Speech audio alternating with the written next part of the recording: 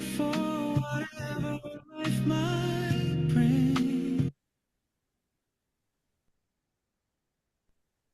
여러분, 반갑습니다. 오늘 신청자분들이 한 50분 정도 되시는데, 아직 절반 정도 못 오신 것 같아요. 그래도 정해진 시간이 있으니까 바로 시작해 보도록 하겠습니다. 여러분, 안녕하십니까? 저는 한국조직심리협회 김순영이라고 합니다. 오늘 이렇게 늦게까지 자고 싶은 주말에 이렇게 이른 시간에 오전에 어, 불구하고 이렇게 와주셔서 너무 감사드립니다. 저희가 어, 이 캐럿에서 좀 홍보를 좀 많이 하고 진행을 또 하다 보니까 이게 요구가 좀 많으셨어요. 그래서 프로그램에 대해서 좀 설명을 들었으면 좋겠다 하시는 조직도 많고 기관도 많고 그래서요. 저희가 이참에 온라인으로 한번 프로그램에 대해 설명을 하면 좋겠다. 이런 요구가 있어서 그래서 이렇게 어, 프로그램 설명회를 진행을 하게 됐습니다. 와주신 여러분 너무 감사하고요. 반갑습니다. 네, 고맙습니다. 네. 박수 쳐주셔서 너무 감사하고요. 그리고 어, 이 채팅창에 써주신 글을 보니까 되게 설레서 기다리셨다고 이렇게 말씀해 주신 분도 계시고요. 너무 감동이네요. 준비한 입장에서는 감사합니다. 네, 저희 캐럿 프로그램에 대해서 이제 이미 잘 아시는 분들도 많으시겠지만 저희 캐럿 프로그램은 조직에, 특히 조직에 잘 특화되도록 만든 프로그램이고요. 조직에서 특히 성과, 그리고 관계, 이런 것들에 대해서 예측할 수 있는, 과학적으로 검증된 이론을 바탕으로 5개 영역, 12개 요인에 대해서 진단하는 그런 진단 도구입니다. 이 진단을 개발하신 분이 조직심리의 박사이신데요. 그분은 조직심리, 산업 및 조직심리만 이제 하신 분이에요. 박진우 박사님 이따가 모셔가지고 프로그램에 대해 자세하게 설명 들으시면 될 것 같습니다. 저희 조직에 대해서 오프닝으로 좀 소개를 드리려고요. 저희는 한국조직심리협회이고요. 저희는 심리학 기반의 그런 연구, 이것들을 현장과 적용하는 그런 노력들을 좀 하고 있는 그런 조직입니다. 원래 처음에는 저희가 여기 박지원 대표님 계시지만 박지원 대표님 이제 고객사에서 네, 소름 들어주셨어요. 예. 고객사에서 이런 새로운 진단이 좀 있었으면 좋겠다. 이런 요구가 있어가지고 저희들이 모여서 그러면 진단 뭘 하면 좋을까 이런 것들을 논의하다가 처음엔 진단에 대해서만 만들자 이런 거였는데 이게 진단이 너무 또 잘 만들어지고 그래서 여러 가지 비즈니스적인 요구도 많아지고 그러다 보니까 저희가 강사 양성도 하게 되고 그러면서 새로운 조직이 좀 필요하게 됐습니다. 그래서 협동조합의 형태로 저희가 어, 조직심리협회 이렇게 만들었습니다. 네. 저희 미션, 이런 미션 가지고 있고요. 네. 그리고 이런 비전도 가지고 있습니다. 네. 저희 역사 조금 말씀드리면, 저희가 처음에 23년도 말에 이런 모델에 대해서 만들어 보자는 요구를 가지고 논의를 진행을 했었고요. 개발하는데 1년이 걸렸습니다. 1년이 걸렸어요. 그래서 디테일한 작업들을 하고, 그리고 온라인으로 진단을 하는 진단 시스템, 이런 것까지 다 완료를 하니까 25년부터 본격적으로 요거를 시작하게 됐고요. 어, 그 전에는 모델을 좀 견고하게 하는 작업을 했다면 25년도에는 강사 양성 과정 특히 좀 신경 써서 했던 것 같습니다. 지금은 강사 양성도 어느 정도 됐고요. 그리고 저희가 한 달에 한 번 이렇게 학습도 하고 있거든요. 수료자들을 대상으로 그런 학습들도 하고 있다. 이렇게 저희 역사도 한번 보여드리고 저희 한국조직심리협회 이 사진 드립니다. 저희 박진호 박사님 이제 회장님이시고요. 저희 이 사진 이렇게 구성되어 있습니다. 네. 우리 이사님들 손 한번 흔들어 주시죠. 네, 네, 고맙습니다. 네. 우리 회장님, 네, 회장님 계시고요. 그리고 저희 강사 양성을 완료하신 분들 중에 프로그램에 대한 이해도가 좀 있으시고, 그리고 강의 잘하시고 하시는 분들을 저희가 또 연구위원으로 모셔가지고 같이 프로그램을 좀 정교한 작업들 하고 있습니다. 그래서 교구도 같이 만들고요. 네. 교육할 때 쓰는 이제 교구들도 같이 만들고, 그다음에 교환들도 조금 재미있게 만드는 그런 작업들을 좀 하고 있습니다. 저희 지금 강사 양성 저희가 기본 과정을 하고 심화를 해야 되는데 다 완료하신 분들이 그 외에 이렇게 밑에 명단에 있는 이런 분들이 저희 강사분들이십니다. 이런 강사분들이 있으시고 기본 과정만 하신 수료자 분들도 좀 있으세요. 그래서 저희가 저희 과정을 수료하신 분들 다 합치면 50명 정도가 되는데 저희가 매달 아까 보여드린 것처럼 매달 또 학습을 통해서 계속 꾸준하게 이렇게 진행을 하고 있다는 것도 더불어 좀 말씀드려 봅니다. 그래서요, 저희 오늘 프로그램 이렇게 어떤 취지로 만들어졌는지 이런 것들 좀 말씀을 드릴 건데 저희가 25년에 이전에 거는 저희가 취합을 잘 못했고요. 올해 거도 꽤 되는데 아직 이제 정리를 못했는데 25년에 이렇게 진행을 해보니까 기업에서도 반응이 무척 좋았습니다. 그래서 저희 이런 기대감을 조금 높이는 차원으로 저희가 이런 것도 한번 보여드려 봅니다. 살짝 자랑하면서 보여드려 봅니다. 그러면 지금 이제 박진호 박사님 모시고요. 저희 프로그램에 대해서 어떤 배경으로 좀 만들어졌는지, 어떤 요인들이 좀 들어있는지, 그리고 조직에 어떤 유익한 좀 효과적인 측면들이 있는지 그런 것들을 좀 들어보고, 그리고 진단 다들 하셨죠, 여러분? 진단? 저희 링크를 보내드렸는데 진단하신 거 어떻게 해석하면 되는지 이런 것들도 함께 들어보도록 하겠습니다. 자, 그러면 박사님 한번 박수로 모셔볼까요? 박사님 나와주세요. 네, 반갑습니다. 잠깐만요. 이렇게 할까요? 일단 와주셔서 감사합니다. 아이고, 토요일 아침에 이렇게 많은 분들이 모이셔서 너무 고맙고 영광입니다. 오늘은 제가 캐럿 관련된 얘기를 좀 드리려고요. 일단 제 소개는 그냥 넘어가고요. 캐럿은 그렇게 듣보잡은 아닙니다. 왜냐면 저희가 지금 한국심리학회, 우리나라에서 제일 큰 심리학회죠. 산업심리분과가 있어요. 분과에서 제가 발표도 하고 또 꽤 좋은 평가를 얻은 그런 꽤 괜찮은 도구예요. 사실 이렇게 학회에서 이렇게 주목받는 도구가 흔치는 않거든요. 흔치는 않습니다. 그래서 일단 뭐 저는 산업조직심리학을 전공을 했고요. 산업조직심리학 혹시 모르는 분들을 위해서 짧게 좀 말씀을 드리면 전공이 어떤 전공이냐면 우리가 psychology at work, on psychology in the workplace라는 표현을 써요. 일터의 심리학이죠. 그러니까 일하는 일터의 사람을 연구하는 게 우리가 하는 일이에요. 되게 쉽죠. 그러면 우리가 기본적인 궁금증은 일터 안의 사람과 일터 밖의 사람은 뭐가 좀 다를까? 뭐 이런 좀 궁금증이 들지 않습니까?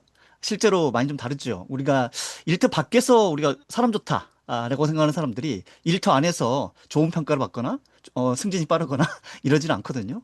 일터 안에서 가장 중요한 사람 관련된 요인은 뭐냐면 성과를 낼 수 있는 자질이에요.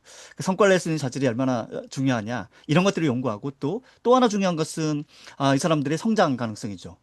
그런 것들을 이제 사실은 사람을 볼 때 다른 것보다 더 우선시해서 봐야 되는 거죠. 물론 그 사람이 갖고 있는 어떤 뭐 다양한 성격적 특성이 있긴 하겠지만은 가장 기본적으로 우선적으로 성과와 연관된 특성들을 기본적으로 연구한다. 라고 보시면 될 것 같아요. 그게 산업조직심리학자들이 주로 하는 일입니다. 그러면 자연스럽게 우리가 이제 성격 검사를 하잖아요. 성격 검사가 조직 밖에 있는 사람들의 성격 검사가 조직 안에 있는 사람들한테도 과연 맞을 것이냐. 라는 그런 의문이 좀 들죠. 사실 이게 맞을 때도 있고 맞지 않을 때가 또 있거든요. 그러면 맞는 요인들은 도대체 뭐냐 이거예요. 그러니까 즉 조직 안에 있는 사람들을 좀 잘 설명할 수 있는 그런 요인들은 뭘까? 이게 이제 또 조직 심리학이 또 연구하는 분야 중에 하나거든요. 그래서 오늘은 캐럿이라는 게 어떤 특성을 갖고 있고 또 실제로 조직 내에서 여러분들이 성과를 내는데 혹은 같이 협업을 하는데 혹은 이 사람의 어떤 성장 가능성 이런 것들을 예측하는데 얼마나 도움이 되는 도구인지 또 이런 얘기들을 함께 좀 나누면 좋을 것 같아서 이 과정을 준비했습니다. 그래서 이어서 그러면 본격적으로 시작하죠. 기본적으로 성격에 대해서 이해는 좀 필요할 것 같아서요. 짧게 성격의 심리학에 대해서 설명을 좀 드리도록 하겠습니다. 성격. 일단 사람들은 성격을 되게 궁금해하죠. 이 사람의 성격이 뭘까? 되게 궁금해해요. 왜 사람들은 성격을 궁금해할까요? 사람들은 왜 성격을 궁금해하죠? 성격을 뭔가 알고 싶은 거죠. 뭘 알고 싶은 거예요? 사실 이 사람이 왜 그렇게 행동하는지 그걸 좀 알고 싶어 하는 거예요. 왜 그렇게 행동하는지. 지금 이성철 님이 예측이라고 말씀하셨는데, 예측을 하려면은 그 원리를 알아야지 예측이 가능하잖아요. 그러니까 어떤 작동 방식? 이걸 좀 알아야지 그 다음에 예측이 가능하니까. 기본적으로 사람들은 되게 궁금해해요. 왜 그 사람이 이런 행동을 했을까? 두 번째는 어떤 원리에 따라서, 또 뭐 때문에, 어떤 메커니즘에 따라서 이런 행동을 했을까? 이제 이걸 사람들이 궁금해하고요. 그걸 아는 과정이 바로 성격을 이해하는 과정이에요. 성격을 이해하게 되면 이제 안정적으로 예측이 가능하죠. 여기서 중요한 것은 안정적이라는 표현입니다. 그러니까 우리가 이 사람의 성격이 뭐다라고 했는데 이게 계속 달라져. 라고 한다면 얘는 안정성이 떨어지죠. 예를 들어서 우리가 저기 무릎이 쑤시면 비가 와. 이런 거 이런 거 잘 아시잖아요. 무릎이 쑤셔. 비가 와. 이게 안정적이야. 무릎이 쑤실 때마다 비가 와. 그럼 우리 이거 믿어야 줘야 되고요. 이거 우리가 신뢰해 줘야 돼요. 그럼 우리가 진짜 아침에 무릎이 쑤신다. 오늘도 비가 오겠구나. 라고 생각하고 우산을 챙겨서 나가는 것이 이게 현명한 방식입니다. 성격이 딱 이런 것들이에요. 이런 것들이야. 그런데 만약에 무릎이 쑤시는데 어떤 때는 비가 오고 어떤 때는 비가 안 오고 혹은 무릎이 쑤시는 것 같기도 하고 안 쑤시는 것 같기도 하고 이렇게 뭔가 좀 헷갈리는 변수들이 있게 되면은 우리는 이걸 가지고 예측하는 것은 좀 어렵죠. 그래서 성격은 안정적으로 예측이 가능해야 되는데 그러려면 사실 우리가 과학의 힘을 좀 빌려야 됩니다. 과학의 힘을 빌려야지 좀 더 우리가 안정적으로 예측할 수가 있거든요. 예를 들어서 우리가 날씨라고 하면 어떤 것들이에요? 무릎을 가지고 무릎 쑤시는 걸 가지고 예측하는 게 아니라 안정성이라고 하면은 뭐 기압이라든가 뭐 구름의 이동이라든가 뭐 이런 것들이 훨씬 더 잘 예측해 주잖아요. 그러면 우리가 그런 걸 가지고 예측하는 게 필요하다. 성격도 역시 마찬가지로 아까 제가 말씀드렸다시피 조직 밖에 있는 사람들을 측정하는 그런 성격 도구가 과연 조직 안에 있는 사람들을 측정하는데 옳을 것이냐 좀 다를 수 있잖아요. 두 번째는 그 성격 도구 측정 도구가 되게 안정적이어야 되는데 얘가 측정할 때마다 바뀌어. 이건 좀 문제가 있는 거죠. 그래서 이걸 안정적으로 측정할 수 있는 그런 도구가 필요하다. 그게 사실은 성격을 잘 이해하는 방식입니다. 성격을 이제 우리 이해하게 되면은 예측할 수 있는 것들이 있어요. 그래서 우리가 A, B, C, D라고 얘기해요. 성격 심리학자들은 성격을 이해하면 우리 인생에 사람들의 A, B, C들을 알 수 있어라고 얘기합니다. 그 A의 약자는 뭘까요? A의 약자는 affection, 감정입니다. 예를 들어서 이 자리에도 외향적인 사람이 있고 내향적인 사람이 있겠죠. 여러분 잘 아시는 그 외향성 가지고 설명을 좀 드려볼게요. 외향성이 높아요. 외향성이 높아. 이게 불특정 다수가 모여 있습니다. 이럴 때 이 사람이 느끼는 감정은 뭘까요? 사실 불안보다는 기대라는 감정이 더 클 거예요. 반대로 외향성이 낮은 사람이라면 사실은 기대보다는 불안감이 더 크겠죠. 이 감정이라는 것은 우리가 이 사람의 성격을 알면은요. 이런 상황에서 이런 감정을 느끼겠구나. 라고 우리가 예측이 가능합니다. 두 번째 B는 뭘까요? B는 behavior라고 하는 이게 행동이에요. 그 외향성이 높은 사람이에요. 뭔가 좀 어색한 분위기야. 누가 먼저 말을 꺼낼까? 이런 겁니다. 내향성이 강한 사람들이라면 아마 끝까지 입을 닫고 있겠죠. 누가 시킬 때까지. 하지만 외향성이 강한 사람이면 먼저 말을 하는 행동을 좀 보일 거예요. 그렇죠? 이게 바로 B라고 하는 behavior입니다. 세 번째는 C. 근데 C는 이제 cognition이에요. 생각이에요. 이 사람의 생각. 이 사람의 현재 생각은 도대체 어디에 있을까? 불특정 다수가 뭐 있습니다. 그러면 이 사람의 생각은 뭐예요? 어떻게 하면 친해질 수 있을까? 이와 관련된 어떤 생각들을 훨씬 더 많이 할 거고요. 그게 그렇지 않다면 그 반대겠죠. 마지막 D. D도 참 중요합니다. D는 desire라고 하는 욕구나 욕망이에요. 욕구나 욕망입니다. 외향성이 높은 사람이라면 내가 어떻게 하면 여기서 주목받을 수 있을까? 그 주목받는 것을, 그러니까 주목받는 거자 하는 욕구, 그 욕구가 훨씬 더 크겠죠. 누구보다? 내향성보다. 즉, 우리가 외향성이라는 성격에 대해서 이해하게 되면은 그 사람이 특정한 상황에서 A, B, C, D를 우리가 알아낼 수 있는 거죠. 그래서 성격은 아주 유용한 도구예요. 우리가 성격을 이해한다는 것은 매우 유용합니다. 우리 인생에. 자, 그런데 사실은 이런 성격을 이해하는 것에 대한 중요성을 알려주신 분들이 있겠죠. 그 중에 대표적인 학자, 특히나 이제 제가 오늘 소개해드릴 캐럿이라는 도구를 만드는데 가장 큰 이론적 기여를 하신 학자가 바로 존 메이어라는 분이에요. 여기 계시는 메이어, 여기 메이어 있죠? 이 메이어? 요 메이어? 요 메이어? 사실 메이어가 뭐 여러분들 익숙하신 분도 계시고 좀 생소하신 분도 계실 텐데요. 메이어는 뭘로 유명하신 분이냐면 여러분 잘 아시는 이모셔널 인텔리전스 EI라는 것을 개발하신 분이에요. EI를 개발하신 분입니다.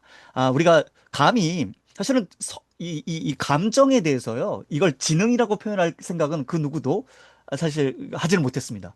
감정은 사실 이렇게 심리학 역사가 대부분 다 그래요. 처음에 우리가 무의식 이런 거 있잖아요. 아주 천덕꾸러기였어요. 무의식은. 이건 뭔가 계속 사고 치는 놈들이야.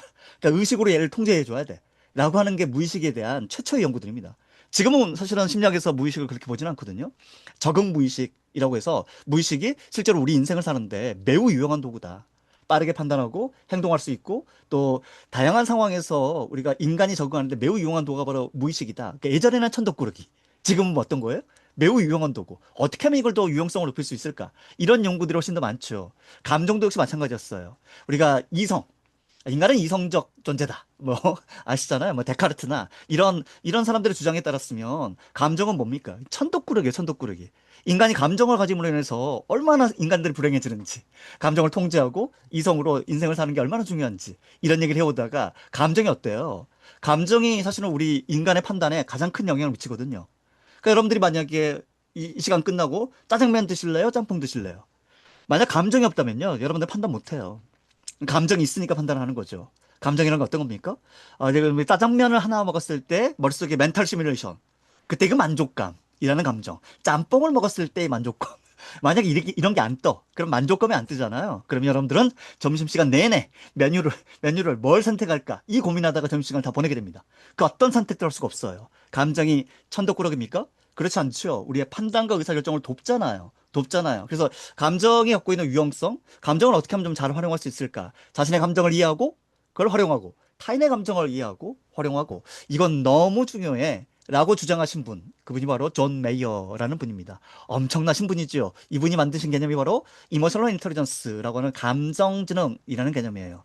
자, 그런데 이분이 한 25년 정도 계속 감성지능 연구를 꾸준히 하고 계셨단 말이에요. 그런데 아까 우리 이런 얘기 했잖아요. 성격이 갖고 있는 큰 장점. 성격은 모두 예측해줘요? 일단 감정 예측해줘. 이분이 또 탁월한 성격 심리학자시거든요. 감정을 예측해주잖아요? 근데 성격은 또 어때요? 안정적이잖아요. 감정은요? 가변적이죠. 그러니까 아침에 기분 좋다가 점심 때 기분 나쁠 수 있어요. 성격은요? 아침에 외향성이다가 점심에 내향성입니까? 그럴 리가 없잖아요.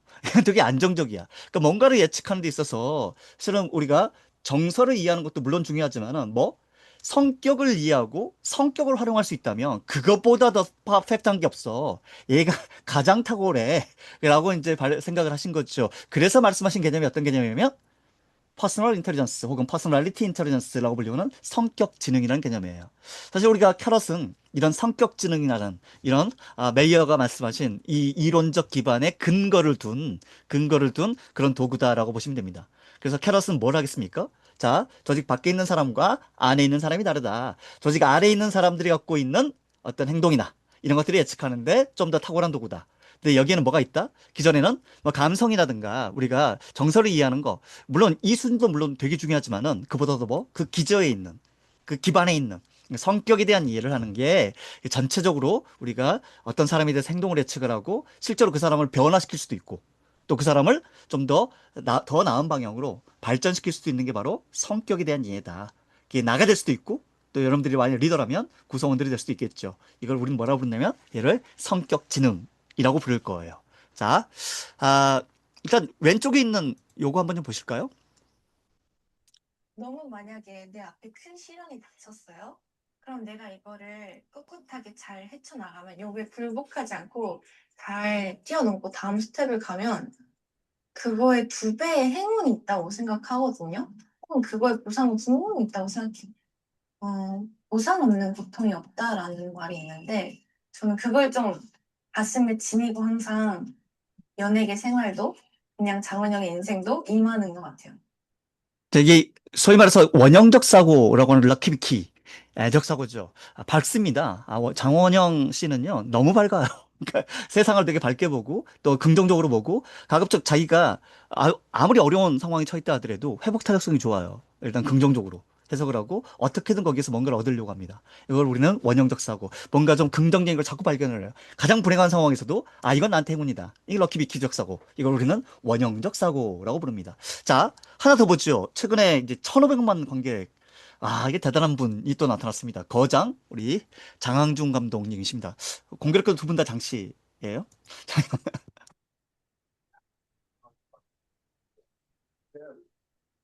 보통 영화 감독이 한 작품 준비하면 4년? 4년에 한 편, 5년에 한 편 이렇게 만들어내는데 농부도 1년 농사를 망치면은 울잖아. 한연농사를 망치면 어떻게 돼? 그렇게 되면 충격에서, 당분간 충격에서 이제 많이 헤어나지 못할 잘 되고 있어? 잘 되고 있지? 뭐 어쩌고 그러면 전화해. 그래서 나 망했어. 전화 끊고 그럼 또 다른 데 전화해서 나 망했어. 이게 그 망해도 방방 먹고 알리더라고. 나의 장점. 유혹을 빠집니다. 나도 혼잣말로 하면 이렇게 나만 되는 게 아니야. 아무 권력자, 결국엔 지팡이도 아니게 되고, 결국 너 하루 다 죽일 거야. 이런 생각을 하면 되지. 자, 보시죠. 뭔가 좀 다르죠? 회복 탄력성이 높은 것 같습니다. 하지만은 원형적 사고는요, 밝음만 있어요. 아주 밝은 것만 있습니다. 하지만 사실은 항중적 사고는요, 밝음만 있는 게 아니에요. 그래, 나만 나빠지는 게 아니, 다들 다 죽어라. 뭐, 욕도 하고, 뭐 이러면서 인생을 살아요. 자, 사실 우리가 인생을 사는데, 우리가 밝음만 가지고 뭔가를 만들어가는 거. 물론 이것도 좀 필요할 수 있을 것도 같아요. 지금처럼, 장항준 감독의 이 케이스에서 만약에 장원영이라면 어떻게 생각했을까요? 영화가 망했어요. 어떻게 생각했을까? 그래도 가능성은 있어. 여기서 우리가 살려볼 수도 있어. 이런 거죠. 이 사람은요. 나 망했어. 나 망했어. 야, 술이나 사줘. 이러고 돌아다니는 겁니다. 거기다가 뭐예요? 나만 망하는 거 아니야. 세상 사람 다 망했으면 좋겠어. 뭐 이런 거. 이게 과연, 이게 긍정적입니까? 매우 부정적이죠. 하지만 어때요? 인생을 사는데 매우 중요한 지혜죠. 우리가 이걸 하려면 뭘 알면 사실은 이 두 가지를 비교하면서 우리가 좀 더 여러분들한테 좀 도움이 되는 그런 사고 또 도움이 되는 어떤 행동이라면 어떤 행동과 어떤 사고일까요? 사실 저는 원형적 사고는 장원영이라는 그 개인적 이 사람의 매우 특화된 사고라고 봅니다. 물론 항중적 사고도 장원준이라는 이 사람의 특화된 사고이긴 하지만은 사실 여기에는 사실은 밝음과 어둠, 성격에 밝음과 어둠이 다 있기 때문에 여러분도 역시 마찬가지로 장원영처럼 밝음만 가지고 인생을 살 수 없는 우리들은 밝음과 어둠을 다 갖고 있는 이 항중적 사고의 메커니즘을 이해하는 게 너무 중요하다. 사실은 이런 방식을 이해할 수 있는 것은 지금 여러분들이 그동안 배웠던 뭐 다양한 어떤 성격 검사 도구들이 있지 않습니까?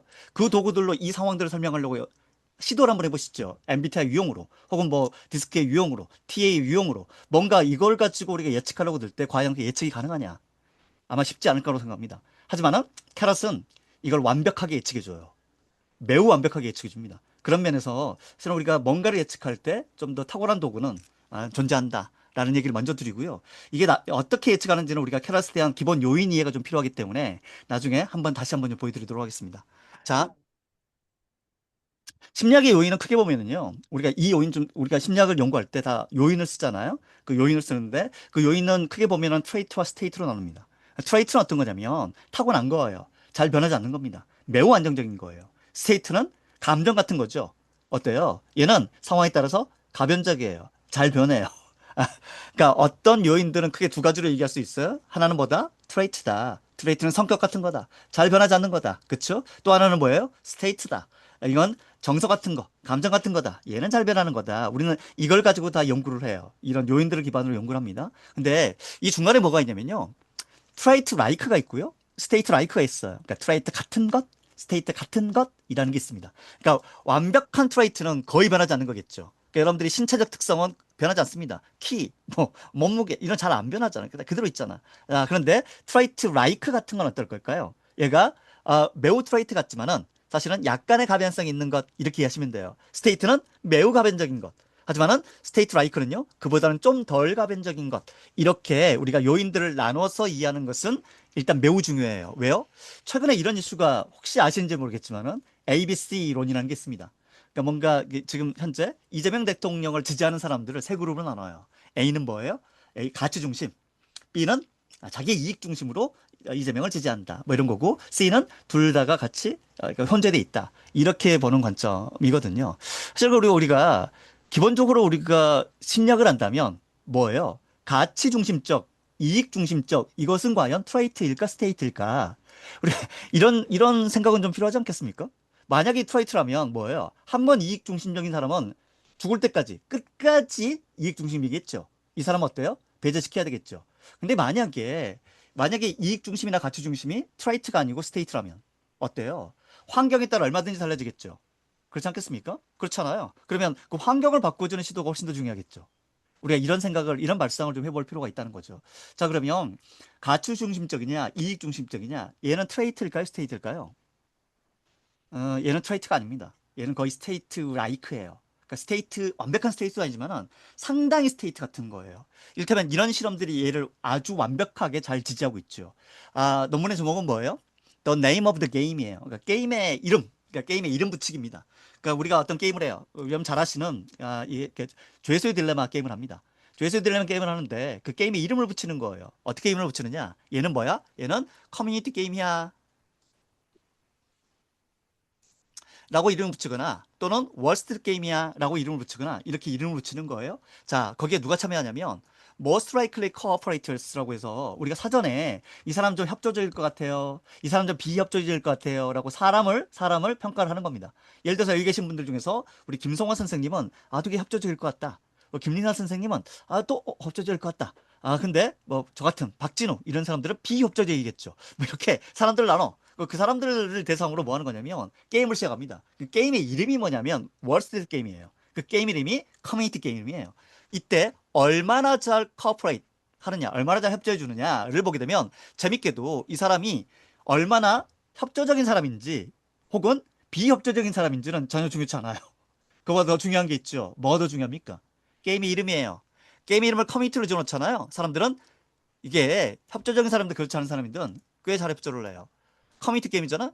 잘 협조를 해요. 월스트리트 게임 때는 어떻습니까? 얘는 상대적으로 덜 협조하죠. 중요한 건 뭐예요? 중요한 것은 게임의 이름, 즉 상황, 맥락입니다. 그 맥락에 따라서 뭐가 달라져요? 가치 지향이냐, 혹은 나의 이익, 월스트리트 게임, 나의 이익 지향이냐, 라고 하는 것은 결국 뭐에 따라 달라지는 거예요? 이런 맥락에 따라 달라지죠. 그래서 우리는 이 요인을 뭐라 불러요? 얘를 스테이트 라이크라고 부르는 겁니다. 그러니까 우리가 다양한 어떤 개념들이 우리 주변에 있다면 기본적으로 우리는 이게 트레이트일까? 스테이트일까? 연구자들은 이걸 어떻게 볼까? 라는 관점을 한 번쯤 가져보시면 불필요한 논쟁을 하지 않을 수 있죠. 지금 ABC 이론이 사실은 진보 진영에서는 엄청난 논쟁이거든요. 근데 제가 보건대 그게 불필요한 논쟁입니다. 자, 자, 그러면 성격에 있어서 트레이트는 뭐가 있을까요? 가장 대표적인 트레이트는 빅5입니다. 가장 대표적인 트레이트는 빅5예요. 빅5를 또 설명드리기에는 또 워낙 시간이 좀 많이 걸리니까 기본적으로 우리 이렇게 이해하면 제일 좋아요. 우리 이런 가정을 한번 세워보죠. 이런 가설. 우리가 어떤 사람에 대해서 그 성격을 우리가 안다. 성격에 대해서 표현한다라고 한다면 뭘로 표현할까요? 아마도 형용사로 표현하겠죠. 이 사람 좋은 사람이야. 이 사람 활달한 사람이야. 뭐 이렇게 뭔가 형용사로 표현하지 않겠습니까? 그 형용사들은 어때요? 형용사들은 우리가 묶을 수 있죠. 마치 색이 있다면 주황색, 빨간색, 파란색이 있어요. 주황색을 어디다 묶어요? 빨간색에 묶겠죠. 파란색은 좀 따로 묶지 않겠습니까? 언어도 비슷해요. 언어도 그런 식으로 우리가 묶을 수가 있거든요. 묶어보면은 크게 우리가 성격을 표현하는 형용사가 있는데 걔들 한번 묶어보면 어떻게 해요? 크게 한 5가지로 묶여요. 놀랍게도 얘가 근데 말의 5가지로 묶이는 것에서 그치지 않았고요. 우리 뇌에서도 한 5가지를 따로따로 처리한다는 것이 그 메커니즘들이 또 밝혀져요. 그러니까 우리가 크게 한 5가지는 뭐예요? 얘는 성격이 있어서 과학자들이 합의한 이 정도는 우리가 성격을 얘기할 때 5가지 정도는 우리가 이해하고 또 그걸 활용하는 게 되게 중요해라고 얘기를 하지요. 여기에 아주 뛰어난 심리학자 한 분이 더 등장하십니다. 그분이 바로 제가 이제 성균관대학교 산업심리학과를 졸업했는데요. 저희 성대 산업심리학과를 배출한 세계적인 성격심리학과가 계세요. 헥사코를 만드신 그분이 바로 이기범 교수님이십니다. 그래서 우리 과에서 늘 농담처럼 하는 얘기 중에 하나가 우리는 세계적인 성격심리학자를 배출한 그 누구도 이 위대한 사람을 넘어설 수 없는 그 성격심리학에서는 더 위대한 이론을 만들 수 없는 최상의 이론을 만드신 분이다. 아까 우리가 뭐라고 그랬어요? 5가지 성격이 있다라고 했는데 이규범 교수님은 하나를 더 얘기해요. 6개거든? 이라고 얘기합니다. 자, 이게 좀 헷갈리죠. 5개가 아까 잘 맞았는데 왜 6개냐? 자, 이걸 와인에 비유하면 우리가 와인의 맛을 얘기할 때 뭐라고 얘기해요? 얘 좀 뭐 바디감이 어때? 뭐 탄닌이 어때? 뭐 이런 얘기 하잖아요. 크게 한 몇 가지? 한 5가지 아로마 또 이런 거 정도면 와인에 대해서 우리가 다 알 수 있어요. 요 정도로 평가해 보면 이 와인 어떤 와인이다. 뭐예요? 평가 가능하고 예측이 가능해요. 맛의 예측이 가능하죠. 자, 그런데 여기에 하나를 더 더한다면 그 예측력이 더 높아진다면 하나를 더하는 게 되게 중요하겠죠. 사실 이금원 교수가 생각했던 게 바로 이런 것들이었어요. 그 하나가 뭐라고 했냐면 honesty, humility, 정직 겸손성이었습니다. 그러니까 빅5에 하나를 더했단 말이에요. 이를테면 이런 겁니다. 그 와인에서 뭐 첨가물을 넣느냐 혹은 자연 발효했느냐 어때요? 그냥 현상만 보면 되게 비슷해 보이지만은 이걸 이 H 팩터라고 하는 얘를 더 알므로써 아 우리는 아무래도 자연 발효 첨가물을 넣은 것보다 여기에 대해서 어때요? 좀 다르게 평가할 수 있지 않을까요? 우리 인간도 역시 마찬가지로 빅5로 얘기하면은 웬만하면 마치 와인처럼 우리 다 알 수 있어요. 이 와인이 어떤 와인이다. 맛이 어떨 것 같다. 알 수 있단 말이에요. 근데 여기 하나를 더하면 어떻습니까? 더 잘할 수 있죠. 그쵸? 그래서 이 하나를 더 더했다. 근데 그게 세계적인 성격 심리학자들, 대가들한테 또 인정받는 도구가 됐다. 그래서 현재는 사실 우리가 그 헥사코라는 도구를 지금 빅5보다 학계 내에서는 더 많이 쓰고 있어요. 특히나 조직 심리학에서는 헥사코를 훨씬 더 많이 쓰고 있습니다. 자, 아까 말씀드린 대로 이게 처음에는 뭐 어때요? 우리가 쓰는 언어, 즉 현상을 기반으로 만들어진 거지만 그 이면에는 뭐가 있어요? 메커니즘이 있었습니다. 그 메커니즘 어떻게? 얘가 만약에 특질이라면 잘 변하지 않겠죠. 특질은 변하지 않을 거예요. 아까 제가 말씀드린 대로 신체적 특질은 잘 변하지 않아요. 그쵸? 신체적 특질은 변하지 않죠. 그럼 특질도 우리가 성격도 특질이고 잘 변하지 않는다면 어디에 있을까요? 신체 어딘가에 있겠죠. 어디에 있어요? 우리의 마음에 있겠죠. 마음은 어디 있습니까? 우리의 뇌에 있잖아요. 그 뇌에서 어떻게 해요? 각각의 영역들이 어떻게 영역을 어떻게 작동하는지에 대한 그 원리를 밝히는 논문이 바로 이 논문입니다.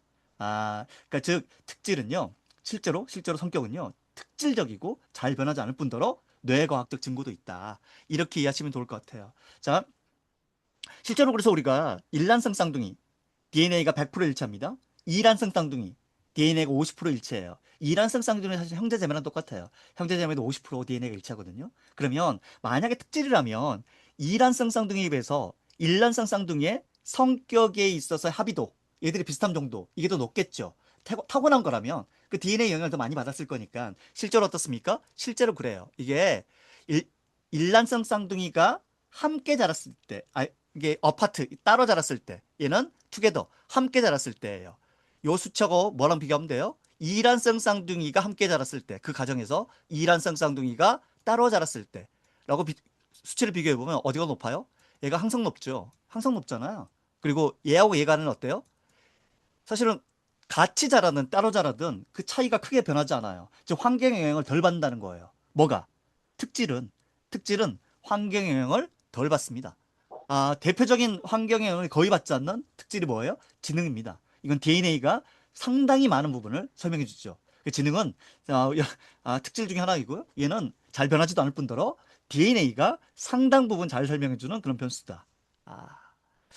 그래서 우리가 이런 성격이나 뇌과학에 되면요, 잘못된 우리의 상식 이것들을 좀 바로 잡을 수가 있습니다. 대표적인 잘못된 상식. 뭐 저도 이런 오류에 가끔씩 이렇게 헷갈리기도 합니다만 어떤 거냐면 이런 거예요. 어떤 사람이 계속 일을 계속 미루고 있어요. 일을 시작도 안 해. 빨리 끝내야 되는데 얘가 뭐야 얘가 그런 조급함이 없어. 뭔가 좀 간절함이 없어. 이럴 때 우리가 뭐라고 표현해요? 만만디. 얘 좀 뭐야? 아무 걱정이 없네. 남들은 주변에서 보는 사람들은 속이 타 죽겠는데 지만 이렇게 아무 걱정 없이 이렇게 우리가 생각한단 말이에요. 자, 여기에 전제는 뭡니까? 뭔가 일을 미루는 사람들은 어떨 것이다? 어떨 것이다? 조급함이나 뭔가 간절함이나 이런 게 없을 것이다. 불안함이 없을 것이다. 라고 생각한단 말이에요. 과연 그래요? 이게 그 연구거든요. AOD라는 걸 어떻게 이해하시면 되냐면, 얘가 액션 오리엔티드, 행동을 옮기는 거예요. 그러니까 이쪽으로 갈수록 행동을 옮기는 겁니다. 얘가 아믹달라는 아까 말씀드린 대로 그 편도체인데, 그러니까 우리가 뇌에 있는 편도체인데 거기에 빅5 중에 신경증성이라고 하는 불안을 다스리는 뇌예요. 불안. 그러니까 얘가 클수록 뭐예요? 더 불안한 거예요. 자, 얘가 클수록 뭐라고요? 얘가 클수록 더 불안한 거야. 불안감이 높을수록 행동이 옮깁니까? 덜 옮깁니까? 불안감이 높일수록 사람들은 행동을 옮기지 않아요. 불안감이 낮을 때 사람들은 더 행동해요. 그쵸? 자, 우리가 잘못된 상식이에요. 사람들은요, 어떤 행동을 옮길 때는 우리 뇌에서 크게 두 가지가 작동을 해요. 하나는 뭐냐면 그 불안감을 느끼는 뇌예요. 또 하나는 뭐냐면 계획하고 실행하는 뇌예요. 근데 대부분 일을 미루는 사람들의 공통점은 뭐냐면 일단 불안하단 말이에요. 근데 뭐야? 현재 뭘 할지 몰라요. 지금 뭘 할지 몰라. 사실 우리 둘째가 그 고등학교를 지나가면서 사실 이 버스를 타고 좀 멀리 가게 됐거든요. 한 2, 30분 정도 버스를 타고 가야 돼요. 얘가 지각을 너무 자주 해요. 너무 자주 해. 그래서 심지어는 얘가 고등학교 1학년 때 자기 학교에서 가장 많이 지각한 아이로 등록이 됩니다. 선생님이 부모님을 불러요. 왜 이렇게 지각하냐? 매번 이렇게 알려줘도 어떻게 계속 지각할 수 있냐? 저는 우리 꼬맹이를 잘 알고 있습니다. 우리 꼬맹이는요, 매우 불안감을 잘 느끼는 아이예요. 아, 이 아이만큼 더 불안감을 잘 느끼는 아이는 이 주변에 거의 없을 겁니다. 그 정도로 불안감이 커요. 근데 얘가 매일 늦어요. 왜 늦었을까요? 뭘 할 줄 모르거든요. 아침에 일어나서 얘가 그래서 뭔가 불안한데 뭘 할 줄 몰라요. 그래서 얘가 가장 쉽게 할 수 있는 걸 찾아요. 그게 바로 뭐냐면 스마트폰 보기. TV 보기. 그러니까 TV를 보고 멍 때리고 있거나 이런 시간이 훨씬 더 길어요. 그러면 얘를 이 불안감을 낮추고 또 지각을 늦추려면 뭐 해야 돼요? 지각을 더 이상 하지 않게 만들려면 현재 해야 될 행동에 대해서 명확하게 알려주는 것이 훨씬 더 중요합니다. 뭐보다요? 야, 너 한 번만 더 지각하면 아빠한테 뭐 아무튼 뭐 이런 식의 협박보다는 더 불안하게 만드는 거고 그거보다는 현재 해야 될 일 알려주는 것이 훨씬 더 중요하다. 우리가 뇌과학을 알고 성격을 알면은 잘못된 상식을 바로잡을 수 있다라는 겁니다. 성격은 크게 두 가지 측면이 있습니다. 하나는 뭐냐면 액터스 뷰예요. 그러니까 내가 나를 보는 성격입니다. 또 하나는 뭐냐면 관찰자의 뷰입니다. 그러니까 누군가 나를 보는 성격이에요. 예를 들어서 본인의 아이덴티티를 이렇게 얘기했죠. 나 꾸밈 없이 말해. 나 돌려보지 않아. 나는 진실을 말하는 게 중요해. 라고 얘기합니다. 얘는 뭐예요? 스스로 나는 정직한 사람이야. 라고 생각합니다. 그 똑같은 것을 다른 사람 뭐라고 얘기해요? 얘 맥락 못 읽네. 분위기 깨네. 지주정만 하네. 이렇게 얘기할 거 아니에요. 뭐해? 더럽게 눈치 없네. 자, 정직하다는 뭐야? 내가 보는 나의 성격이에요. 자, 그러면 눈치 없다는요. 타인이 보는 나의 성격이야. 나의 행동은 똑같습니다. 행동은 똑같지만은 내가 보는 나의 성격과 타인이 보는 나의 성격이 같습니까? 다릅니까? 다르죠. 다르잖아요. 그럼 성격은 뭐예요? 내가 보는 나의 성격만 나의 성격이에요? 아니면 타인이 보는 나의 성격까지도 고려해야지 나의 성격입니까? 당연히 타인이 보는 나의 성격까지도 고려하는 것이 이게 성격을 이해하는 가장 좋은 방식이에요. 아, 그래서 심리학자들은 자기 성찰, 셀프 리플렉션에 대해서 큰 가치를 두지 않습니다. 그러니까 우리가 셀프 어웨어니스, 자기 인식, 셀프 리플렉션, 자기 성찰, 뭐 리더십 과정이나 어디에 단골로 등장하는 아주 중요한 뭐 원리이고 메뉴이긴 하지만 실은 심리학자들은 여기에 꽤 그 경종을 울리고 있죠. 좀 위험하다. 그러니까 너무 셀프 어웨어니스가 너무 강한 사람이 오히려 리더십이 약하다. 셀프 리플렉션이 너무 강한 사람들이 이 사람들이 실제로 다른 사람들과 협업하고 함께 지낼 때 오히려 더 무리를 많이 일으킨다. 그래서 우리가 되게 중요한 건 뭐냐면 아더 어웨이스나 다른 쪽의 관점을 균형 있게 가져가는 것이 더 중요하다. 비록 내가 나에 대한 이해가 충분치 않다 하더라도 내가 나를 명상을 통해서 나를 깊이 있게 이해하고 이게 아주 충분치 않다 하더라도 아주 사실 좀 얕다 하더라도 상대 관점에서 나를 이해하는 것 그걸 좀 받아들이는 거 이게 더 중요할 수 있다라고 보는 것이 조직 심리학자들이 성격을 보는 관점이에요. 자, 성격은 그래서 특질입니다.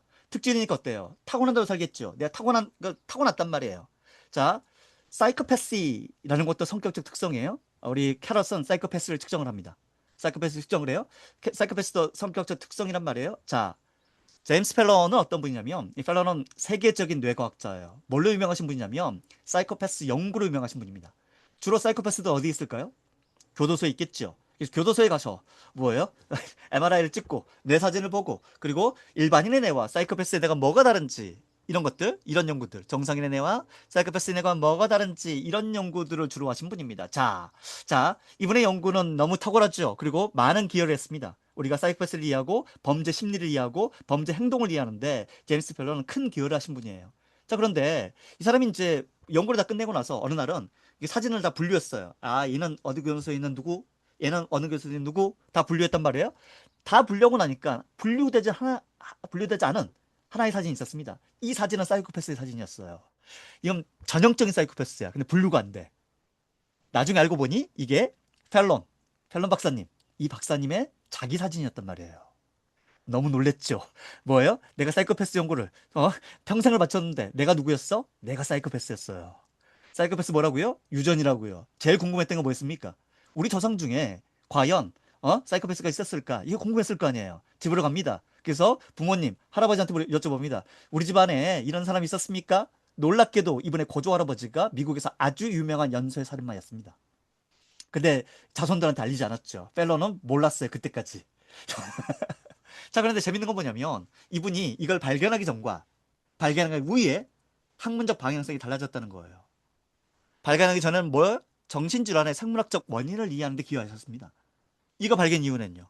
성장 환경의 중요성과 학문적 이해로 충동을 조절하는 게 얼마나 중요한지 그 원리를 이해하는 것, 그 사이코패스가 어떤 원리에 따라서 행동하게 만드는 것을 이해하는 것이 얼마나 중요한지, 이걸 이해하는 것이 자기 행동을 조절하는데 얼마나 큰 기여를 하는지, 이런 연구를 또 후속 연구로 계속 하셨어요. 아쉽게도 돌아가셨습니다. 하지만 펠런의 연구는 아직까지도 많은 사이코패스 연구자들, 또 우리가 어떤 부정적 특성들이 어떻게 하면 잘 조절되고 오히려 더 긍정적으로 발현될 수 있는지에 대한 그 연구에 또 단초를 마련하신 분이기도 합니다. 자, 그러니까 성격은 잘 변하지 않아요. 하지만 변하지 않는다고 해서 그대로 살지도 않습니다. 뭘 이해하면? 성격의 원리를 이해하면 그대로 살지도 않는다라는 거예요. 우리가 성격 변화에 대해서 가장 큰 착각 중에 하나는 뭐냐면 이거예요. 상황적 강도입니다. 상황적 강도가 셀수록 개인의 트레이트, 그러니까 우리가 갖고 있는 트레이트 있잖아요. 트레이트는 강도가 셀수록 어때요? 잘 나오지 않습니다. 강도가 세면은요, 개인의 트레이트는 안 나와요. 우리가 만약에 군대에 입대를 해요. 지금 여기 여성분들도 마찬가지예요. 갑자기 군대, 해병대, 캠프 이런 데 간단 말이야. 강도가 세잖아요. 상황의 강도가 셉니다. 뭐예요? 다 똑같이 행동하게 돼 있어요. 개인의 트레이트는 잘 드러나지 않습니다. 자, 질문. 강한 조직 문화가 좋은 조직 문화입니까? 트레이트 여기 시츄에이션 스트렝스 티오리에 따르면 강한 조직 문화는 모든 사람들의 행동을 어떻게 해요? 마치 군대처럼 천편일률적으로 획일화하게 만들겠죠. 이런 조직이 유리할 때가 있겠죠. 어디예요? 군대예요. 그래서 군대는 강한 조직 문화가 필요합니다. 명령에 따라서 일사불란하게 획일적으로 움직여야 됩니다. 근데 만약에 창의성이 필요해, 뭔가 혁신적인 실행이 필요해 라고 하는데 우리가 강한 조직 문화예요. 그러면 모든 사람의 행동이 어떻게 해요? 그 시츄에이션 스트렝스, 상황의 강도에 따라서 똑같아질 거기 때문에 얘는 그렇게 상대적으로 바람직하지는 않겠죠. 자, 두 번째. 그래서 우리가 강도가 세지는데 그 강도 안에, 즉 강한 상황 안에 내가 들어가는데 내 행동이 변했어. 내가 군대 가기 전에는 안 그랬는데 군대 가서 변했어. 뭐 이런 거. 어때요? 이게 변한 겁니까? 아니면 상황의 강도에 따라서 내 행동만 바뀐 거예요? 후자일 가능성이 훨씬 더 높죠. 아, 트레이트는 잘 변하지 않습니다. 두 번째는 뭐냐면 트레이트 액티베이션이에요. 액티베이션은 뭐냐? 쉽게 하면 이렇게 생각하시면 좋아요. 자, 여러분들이 만약에 뛰어난 피아니스트의 자질을 타고났습니다. 거의 모차르트예요. 타고났단 말이야. 아니 완전 이루마 완전 타고났어. 태어날 때부터 타고난 조성진 타고났어. 타고났는데 하필이면 그 저기 북한의 아오지 탄광 옆에서 태어났어요. 그래서 태어나서 죽을 때까지 단 한 번도 피아노를 본 적이 없어. 그러면 나의 트레이트, 이 탁월한 특성을 발견할 수 있어요, 없어요? 없겠죠. 피아노를 한 번도 못 봤다면. 그렇지 않겠습니까? 그게 바로 뭐냐면 트레이트 액티베이션이에요. 내가 트레이트를 갖고 있단 말이에요. 근데 그 액티베이션 시켜줄 수 있는 그 트리거, 그 환경을 한 번도 만난 적이 없어. 그러면 내 트레이트가 액티베이션 됩니까? 안 나와요. 안 나오는 게 우리가 어떻게 생각하냐면 나는 이런 성격이 없나 봐. 나는 이런 재능이 없나 봐. 아닙니다. 걔는 액티베이션 시킬 수 있는 환경을 못 만났을 뿐입니다. 그러니까 우리가 성격의 변화가 있다고 생각하는 것은 크게 보면 착각일 수 있죠. 뭐예요? 환경의 강도에 따라서 거기에 따라 행동하는 것을 내가 변했다. 두 번째는 뭐라고요? 내가 액티베이션 시켜주는 걸 못 만났는데 내 그게 없다. 혹은 액티베이션 시키는 거 만났는데 그동안 없었다가 얘를 드디어 만났어요. 액티베이션 시켜주는 걸. 그래서 내가 뭐야? 그 행동을 보였어. 아, 나 변했다. 아니죠. 레이트레이트는 있었고 액티베이션 시켜준 것뿐입니다. 자, 그러면 조직에서 성격을 이해할 때 중요한 건 뭘까요? 둘 다 이해하는 게 중요하겠죠. 그렇죠. 그래서 어떤 성격이 있다면 그게 뭐 상황의 강도에 따라서 얘가 나올 수도 있고 안 나올 수도 있어. 그러니까 얘들이 만약에 일탈 행동을 너무 많이 보여. 어, 조직 내에서 사실 우리가 회의할 때도 마찬가지고 막말도 하고 막 이런 걸 보여. 그러면 뭐예요? 상황의 강도가 너무 약하다고 느끼기 때문이야. 이때 리더가 나서줘서 어떻게 해야 돼? 룰을 세팅하고 프로세스를 얘기하고 이렇게 뭔가가 필요해요. 개입이 필요해. 그래야지 강도를 느끼면서 거기에 맞춰서 행동할 거 아니에요. 그쵸? 이런 리더십은 뭘 알아야 돼요? 이런 시츄에이션 스트렝스 티오리 이런 건 좀 알아야지. 쟤 원래 그런 애야. 원래 이렇게 행동해. 그게 아니죠. 원래 그런 애다 하더라도 상황의 강도에 따라 달라질 수 있어. 이렇게 보는 게 더 맞다는 겁니다. 두 번째는 어떤 잡을 매칭을 시켜줬어요. 그랬더니 성과를 잘 못 내. 뭐 혹은 이런 어떤 코어커들 함께 일하는 사람들 이렇게 매칭시켜줬어. 성과를 못 내. 야, 얘 성과 못 내네. 이게 맞습니까? 아니면은 트라이트 액티베이션. 얘가 액티베이션 시킬 수 있는 그런 이런 잡을 못 만났네. 혹은 액티베이션 시킬 수 있는 그런 리더를 못 만났네. 혹은 코어커를 못 만났네. 어느 쪽이에요? 후자로 보는 것이 훨씬 더 타당하죠. 우리가 이런 이론을 한다면.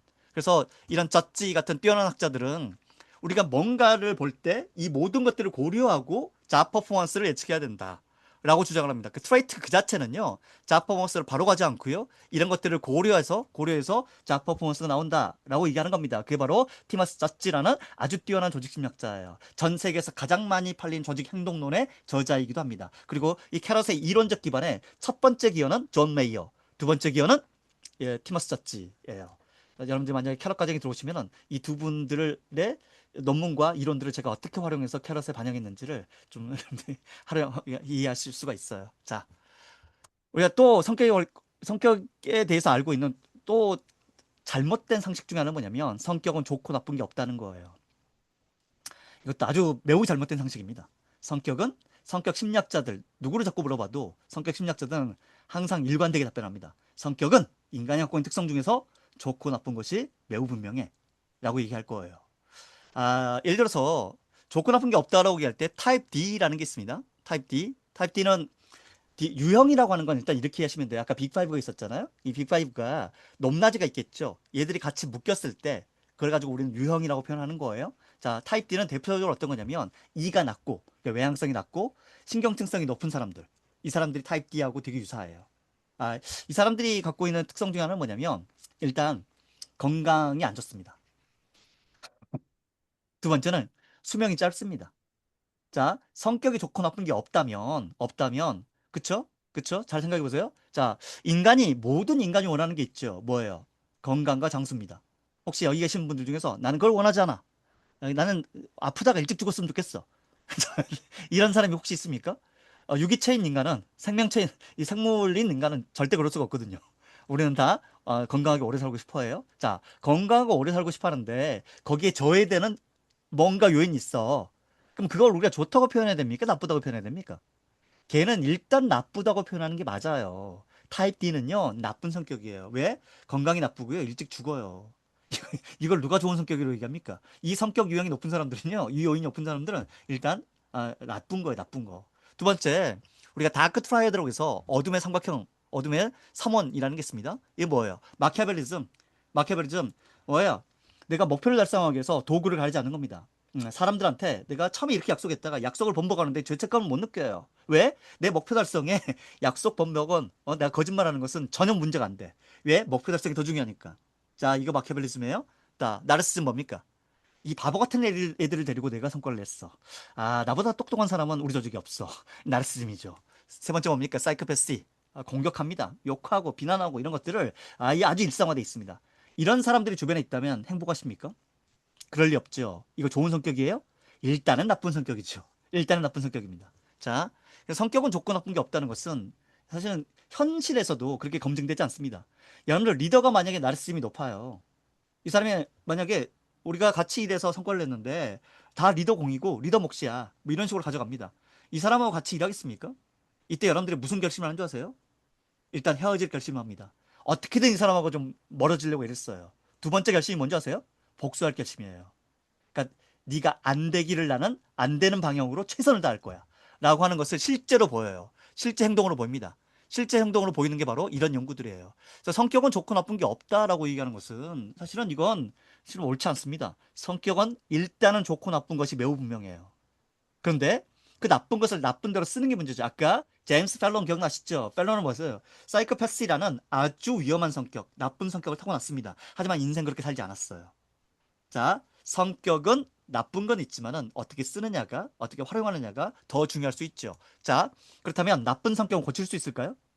고칠 수 있을까요? 우리가 성격을 고치려고 일 많이 쓰죠. 성격을 고칠 수 있을까? 성격은 고쳐지는 게 아닙니다. 대신에 다른 방식으로 더 긍정적으로 쓸 수는 있어요. 대표적인 연구가 뭐냐면 바로 타입 A 퍼스널리티, 다 B 퍼스널리티라는 거예요. 타입 A는 어떤 사람들이냐? 이런 사람들이에요. 한국인들은 되게 많아요. 빨리빨리 문화. 좀 느린 거 일단 쳐다보지를 못해. 뭔가 좀 빨리 진행돼야 되고요. 급해. 그러니까 심장병에 잘 걸려요. 실제로. 그래서 한국인은 빨리빨리 문화도 있지만 전 세계에서 심장병에 가장 취약한 그런 유전자이기도 합니다. 자, 그런데 재밌는 건 뭐냐면 이때 연구예요. 1981년에 벨은 그 벨이에요. 저기 전화기 발명한 1981년에 대규모 구조, 그러니까 이게 AT&T 지금 이제 미국에 있는 통신사잖아요. 거기서 대규모. 엄청나죠? 26,000명에서 14,000명을 줄었으니까 거의 절반 가까이 잘라냈단 말이에요. 이때 물론 이제 여러분도 아시다시피 뭐예요? 이게 예전에 교환원에서 수동으로 다 했던 것에서 전자로 바뀌고 자동화로 바뀌고 또 뭐 이런 어떤 그 역사적 흐름도 있긴 하지만은 여하튼 대규모 구조조정이 일어났습니다. 그러니까 어때요? 3분의 2는 여기서 잘린 사람들 어때요? 악화됐겠죠. 근데 놀랍게도 3분의 1은요. 오히려 건강이 더 좋아진단 말이에요. 잘렸는데. 너무 신기하잖아. 그래서 이 사람들이 성격적으로 뭔가 다른 게 있지 않을까? 라고 측정을 했단 말이에요. 이 사람 잘린 사람들, 나쁜 사람들은, 성격적으로 문제가 있는 사람들, 이 사람들은 아닌 사람들. 그래서 봤죠. 어땠습니까? 어땠어요? 재밌는 건 뭐냐면, 이 사람들 성격은 크게 다르지 않았단 말이에요. 둘 다 타입 A가 높았어요. 타입 A가 높았단 말이야. 근데 문제는 뭐냐면, 타입 A가 높았는데, 이 사람들 있죠. 이 사람들은 뭐? 적대감이라고 하는, 그러니까 뭔가 우리가 남 탓하는 것 정도는 적대감이 아닙니다. 남 탓하는 걸 넘어서서 뭐야? 타인을 비난하고, 그리고 어떻게든 복수하려고 들고. 이건 적대감이죠. 적대감이죠. 적대감에 빠진 타입 A, 그걸 타입 A에서 적대감을 빼니까요. 이 사람이 어떤 긍정적인 모습을 보이냐면요. 뭔가에 대해서 되게 몰입해요. 그러니까 빨리빨리 몰입한단 말이야. 또 어때요? 일에 대해서 책임감이 높아져. 너무 재밌게도. 다시 얘기하면 나쁜 성격이라고 타입 A는 기본적으로 나쁜 성격이에요. 하지만 여기에다 뭐? 여기에다가 그 작동 원리 중에서 적대감의 원리를 통제하거나 조절하게 되면 이 자체가 긍정적으로 바뀔 수 있다는 겁니다. 자, 이게 이제 기본적으로 성격에 대한 우리의 이해예요. 그럼 이 성격이 조직에서 왜 중요할까요? 왜 중요해요? 왜 중요합니까? 당연히 자 퍼포먼스에 성격에 영향을 미치기 때문에 그래요. 이 안정적인 인간의 특성이요. 퍼포먼스에 영향을 미쳐요. 또 어떻습니까? 어때요? 고얼 세팅 모티베이션. 여러분들이 목표를 설정하는 동기 있잖아요. 동기에도 뭐에 영향을 미쳐요? 성격에 영향을 미쳐요. 심지어는 이 성격으로 영향을 미치는 것들 요인들은 되게 많아요. 엄청나게 많아. 근데 여러분들이 보시기에 어때요, 얘는? 이 사람은 창업자고요. 매니저고 슈퍼바이저고 인플로이예요. 이거 보시면 어떻습니까? 거의 차이 안 보이죠? 다 비슷한 거 아니야? 그러니까 창업자나 매니저나 이 사람들의 빅5 보면 다 비슷한 거 아니야? 라고 생각하시죠? 이게 사실은 우리가 통계로 볼 때와 여러분 육안으로 그래프에 볼 때의 차이라고 보시면 돼요. 그래서 우리가 아마 여러분들 캐럿 그래프를 보시게 되면 전체적으로 보면 다 비슷한데 야 이게 차이가 없는데 야 이거 뭐가 변별력 있어? 라고 여러분들 눈에는 그렇게 보일 수 있어요. 눈에는. 하지만은 통계적으로 보면은요 얘는 분명히 차이가 있어요. 여기 보면 얘들 간의 차이를 이런 식으로 차이가 있다는 것들을 다 이렇게 다 보여주고 있거든요. 그러니까 우리가 캐럿을 이해할 때 우리는 사실 캐럿은 통계 기반으로 만들어진 거기 때문에 이걸 그냥 단순히 보게 되면 그래프의 크기가 비슷하네. 이건 다 똑같이 비슷하게 측정했네.가 아닐 가능성이 높고요. 이 안에서 우리 뭘 봐야 돼요? 그 안에서 within differences와 between differences라고 하는 그 통계적 차이를 이해하는 것이 캐럿을 우리가 잘 설명할 수 있는 방식이에요. 자, 이제 캐럿이 어떻게 만들어졌는지 성격적 요인들에 기반해서 어떻게 만들어졌는지 좀 설명드려 볼게요. 자, 우리가 궁금한 게 뭐예요? 기본적으로 성과죠. 물론 이 성과는 나중에 관계나 성장이나 뭐 다른 요인들로 바뀔 수는 있습니다. 왜? 이 요인들은 다 얘도 다 설명해 주거든요. 관계나 성장도 이 요인들 가장 잘 설명해 줘요. 기본적으로 성과예요. 성과를 내는 데 있어서 A라는 요인이 이만큼 설명해 줘. 그쵸? 그쵸? 요만큼. B는요. 요만큼 설명해 줘. 라고 한다면 B의 존재 가치는 뭐냐면 A랑 겹치는 건요. B의 존재 가치가 없어요. B 가지고 B를 굳이 안 넣어도 돼.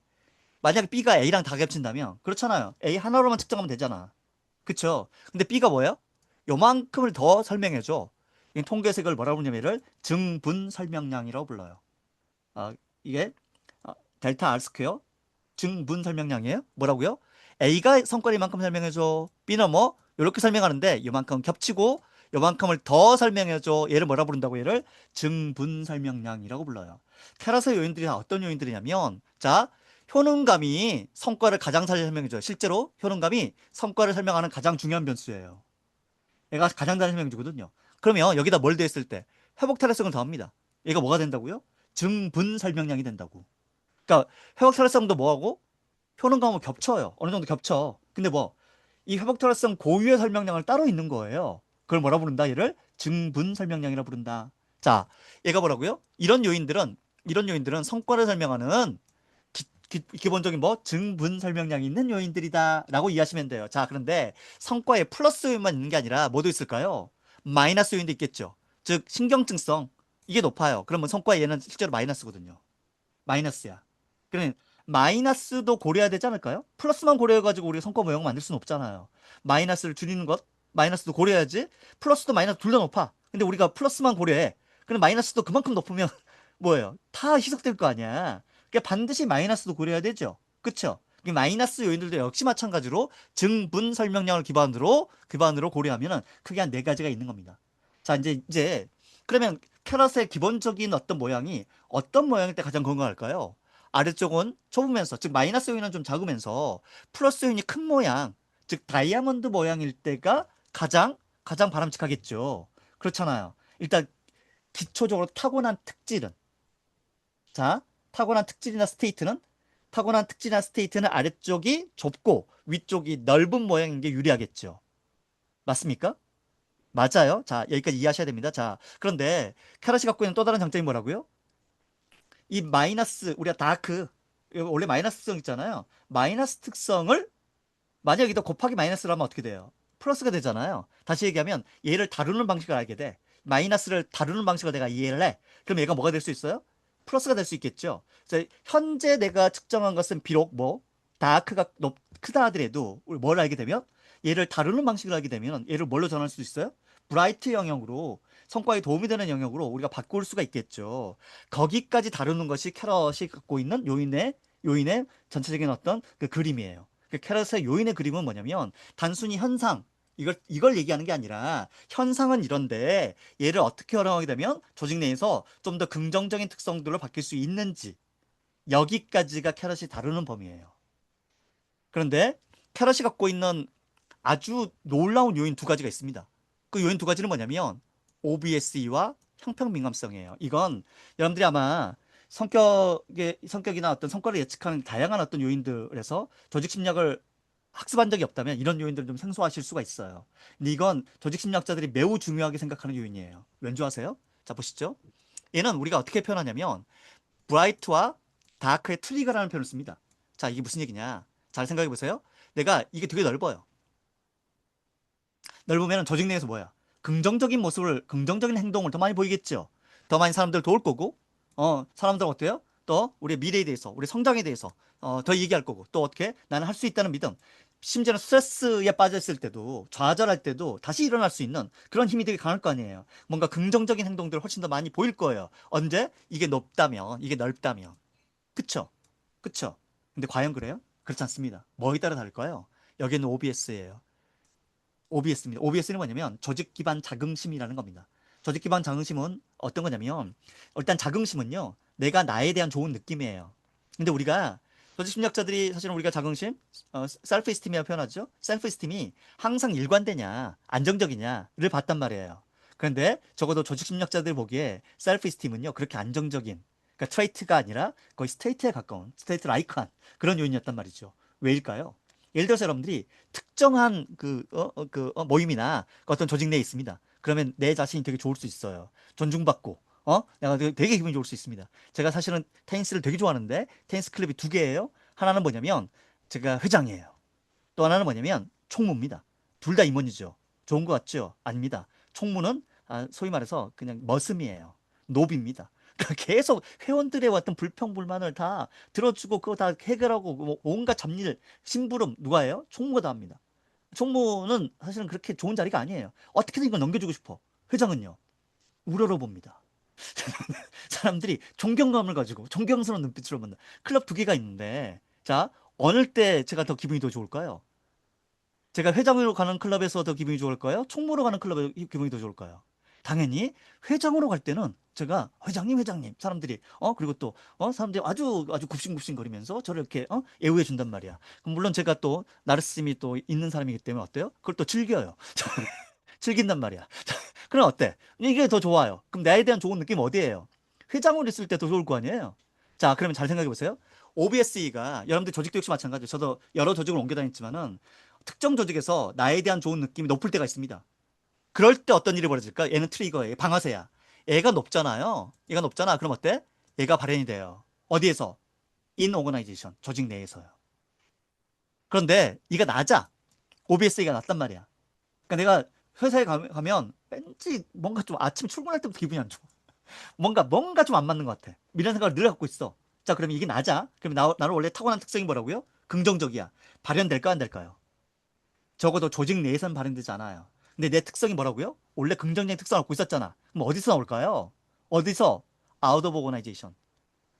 그러니까 오거나이제이션 바깥에서 나온단 말이에요. 그러니까 우리 조직에서 어떤 사람들 주로 눈에 띄냐면 보면은 얘가 뭐 밖에서는 뭐 동호회 회장이고 되게 적극적으로 활동하고 리더십 탁월하고 이런 얘기를 들어. 조직 안에서는 너무 소극적이야. 왜 이 모양이에? 아니죠. 우리가 뭘 몰랐어요? OBSE라는 팩터를 몰라서 그래요. 이 요인을 이해하게 되면 얘가 높은 애들이 뭐 조직 내에서 아 이렇구나.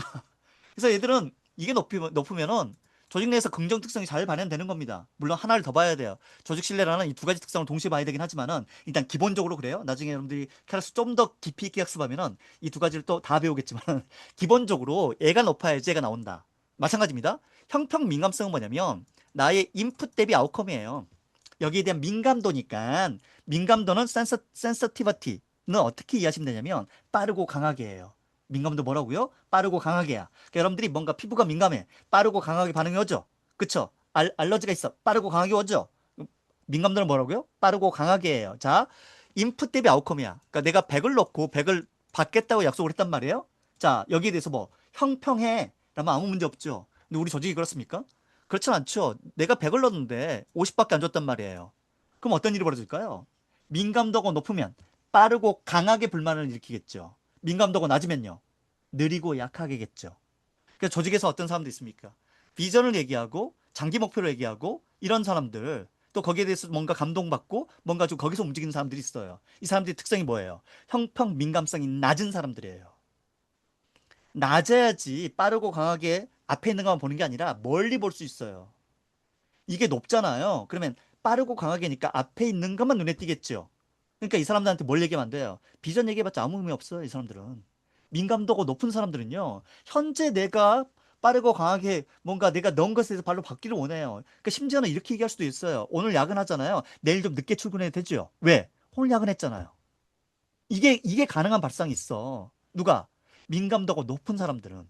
자, 이걸 또 여러분들 이걸 이해하셔야 되는데 민감도가 높아. 여기도 마찬가지. 얘가 뭐라고요? 트리거야. 여러분 다크가 엄청 세. 다크 엄청 세.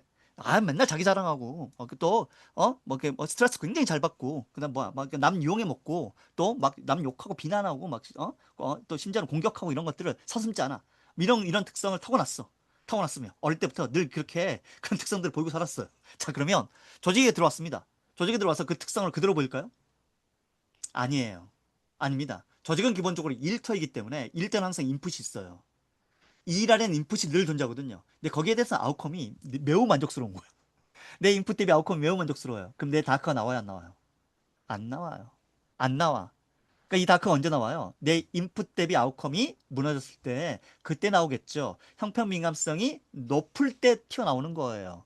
높을 때 튀어나온 거야. 그러니까 내가 이런 데서 이런 대접받을 사람이 아니야. 뭐예요? 형평 민감성이 높은 사람이죠. 빠르고 강하게. 내 인풋, 내가 갖고 있는 어떤 능력 이런 것들 나는 인풋이야. 내가 이 자리에 등장한 거 인풋이야. 아웃컴. 나한테 그렇게 반응 안 해줘. 어때요? 빠르고 강하게. 그럼 뭐가 나와요? 다크가 나와. 그러니까 여러분들 이분들 중에서 뭐 의존 좋아하고 이런 분들. 그쵸? 뭐야? 형평 민감성이 높으면서 다크가 높은 분들이죠. 자, 이게 바로 트리거예요. 이게 트리거야. 그래서 이게 이제 여러분들 중에 어떤 분인지 잘 모르겠어요. 여러분 아무튼 여러분들 중에 한 분이야. 자, 보면은 이분의 특성은 뭐예요? 이분의 특성은 다크도 높고 브라이트도 높죠. 그 브라이트와 다크가 둘 다 높아요. 근데 여기 보면 어때요? 조직 기반 자긍심과 형평 민감성은 조직 기반 자긍심 한 중간 정도, 형평 민감성 약간 좀 낮은 편으로 이렇게 돼 있잖아요. 우리가 그러니까 여기서 어떤 애치가 나냐면 각각의 요인을 그대로 해석하면 안 돼요. 그대로 해석하면 이 사람이 뭐 권모술수가 제일 높구나. 그러니까 어때? 권모술수는 일단 자기 목표, 내 목표를 달성하기 위해서 도구나 수단을 가리지 않는다. 거짓말해도 괜찮아. 내가 약속한 거 어겨도 괜찮아. 심지어는 뭐예요? 속여도 괜찮아. 음, 어쨌든 어때? 일단 내 목표를 달성하는 게 너무 중요해. 내 눈앞에 있는 이걸 내가 가져와야 돼. 이게 뭐라고요? 이게 권모술수가 센 사람들이에요. 센 사람들이야. 타인을 이용해 먹겠죠. 그쵸? 소위 말해서 테이커 조직에서 그 영향자 누구야? 이 사람들이에요. 이 그래프의 이 특성이 그대로 발현될 거냐? 저는 그렇게 보지 않아요. 왜요? 형평 민감성이 상대적으로 높지 않거든요. 그러니까 어때? 적어도 조직 내에서 이런 모습을 보이지 않겠죠. 대신에 어디? 조직 바깥에서 다크가 나올 가능성은 있겠죠. 이렇게 보는 겁니다. 자, 브라이트가 세죠. 브라이트는 어때요? 조직 기반 자긍심은 한 중간 정도 위치에 있네요. 한 40점 정도니까 100분위로 이게 중간 정도인데 중간은 우리가 어떻게 해석하는 게 좋냐면 얘는 어떻게 해석해야 돼요? 얘는 조건부예요. 중간은 조건부야. 그러니까 어떤 때는 브라이트가 발현되고 어떤 조건에서 발현되지 않는다라고 봐야 됩니다. 그 조건은 뭘까요? 그게 바로 조직 신뢰예요. 조직 신뢰라는 조건, 또 하나 어떤 거? 원만성이라는 조건. 이게 일종의 조건으로 작동이 되는데, 좀 이 그래프를 좀 쉽게 설명드리면 이런 겁니다. 이분은 조직 신뢰로 가면, 조직 신뢰는 사람에 대한 신뢰예요. 내가 함께 일하는 내 리더, 내 동료, 내 부하에 대한 신뢰입니다. 여기에 대한 신뢰가 높은 사람이에요. 또 뭐야? 거기에다가 조직에 대해서 내 이 조직에서 일하는 게 너무 자랑스러워라는 것도 어느 정도 갖고 있는데 얘가 중간이란 말이야. 중간이야. 그러니까 어떤 때? 어떤 때? 이럴 때예요. 조직 신뢰에서 내가 기여를 하고 있다. 즉 내가 함께 일하는 동료가 너무 좋고 이 팀에 있는 게 너무 좋아. 그럴 때는 브라이트가 나와요. 근데 이 사람이 만약 팀을 옮겼어요. 이 사람 팀을 옮기겠단 말이야. 그럼 조건이 바뀌죠. 뭐 조직 신뢰라는 조건이 바뀌게 되잖아요. 그렇죠? 이 팀이 바뀌었을 때 과연 이 사람의 브라이트가 그대로 드러날 거냐? 저는 그렇게 생각하지 않아요. 실제로 그렇지도 않아요. 그러니까 이게 일종의 이 캐럿을 가지고 해석하는 하나의 방법이에요. 물론 이 해석은 뭐 얼마든지 다른 해석이 가능하긴 하지만은 일단 기본적으로 이런 해석을 해요. 기본적으로 캐럿은 크게 세 가지 해석인데, 연잎밥 엄마가 있다는데? 네? 누가 뭐라고 하는 것 같은데? 기본적인 해석은 크기 해석인데 아래보다 위가 높다. 아래보다 위가 높다. 그 브라이트와 다크의 크기를 비교하겠죠. 얘는 뭐 브라이트가 더 크다는 것. 타고난 기질이 건강하다는 얘기예요. 다크가 크다는 것은 어두운 면을 잘 관리할 필요가 있다는 시그널이에요. 이 자체가 나쁘다가 아니라 펠런 보셨잖아. 이게 나쁘다가 아니라 시그널이다. 이렇게 보셔야 되고요. OBS가 높고 이게 높은 경우 어떻게? 타고난 기질이 잘 발현되고 있다. 그 성격에 대한 큰 고민 없이 인생을 잘 살고 있다라는 것을 어느 정도 드러내요. 자, 근데 OBS가 낮아요. 브레이트 넓어. 뭐라고요? 암보다는 밖에서 활발하다. 이렇게 봐야 돼. 형평면스 커. 브레이트 넓어. 그럼 뭐야? 타고난 기질을 조직 내 인정받지 못해서 이지구도가 발생해요. 얘가 높으면서 얘가 높을 때는 이런 현상이에요. 이게 낮아. 다크가 넓어. 어때요? 그럼 다크를 숨기고 있어요. 그때 안 나온다니까요. 낮으니까. 언제? 적절한 시기가 되면 얘가 튀어나와요. 높고 넓은 건 어떻게 해요? 이때는 잘 튀어나온다. 이게 크기 해석의 기본입니다. 아, 여기 보면은 이제 크게 여기 계신 누군가예요. 누군가인지 모르겠습니다. 잘 보시면은 이분의 조직 기반 자긍심 무지하게 크죠. 그쵸? 그리고 브라이트 크잖아요. 그 다음에 이 형평면에서 낮죠. 다크에 얘는 낮고 얘만 높죠.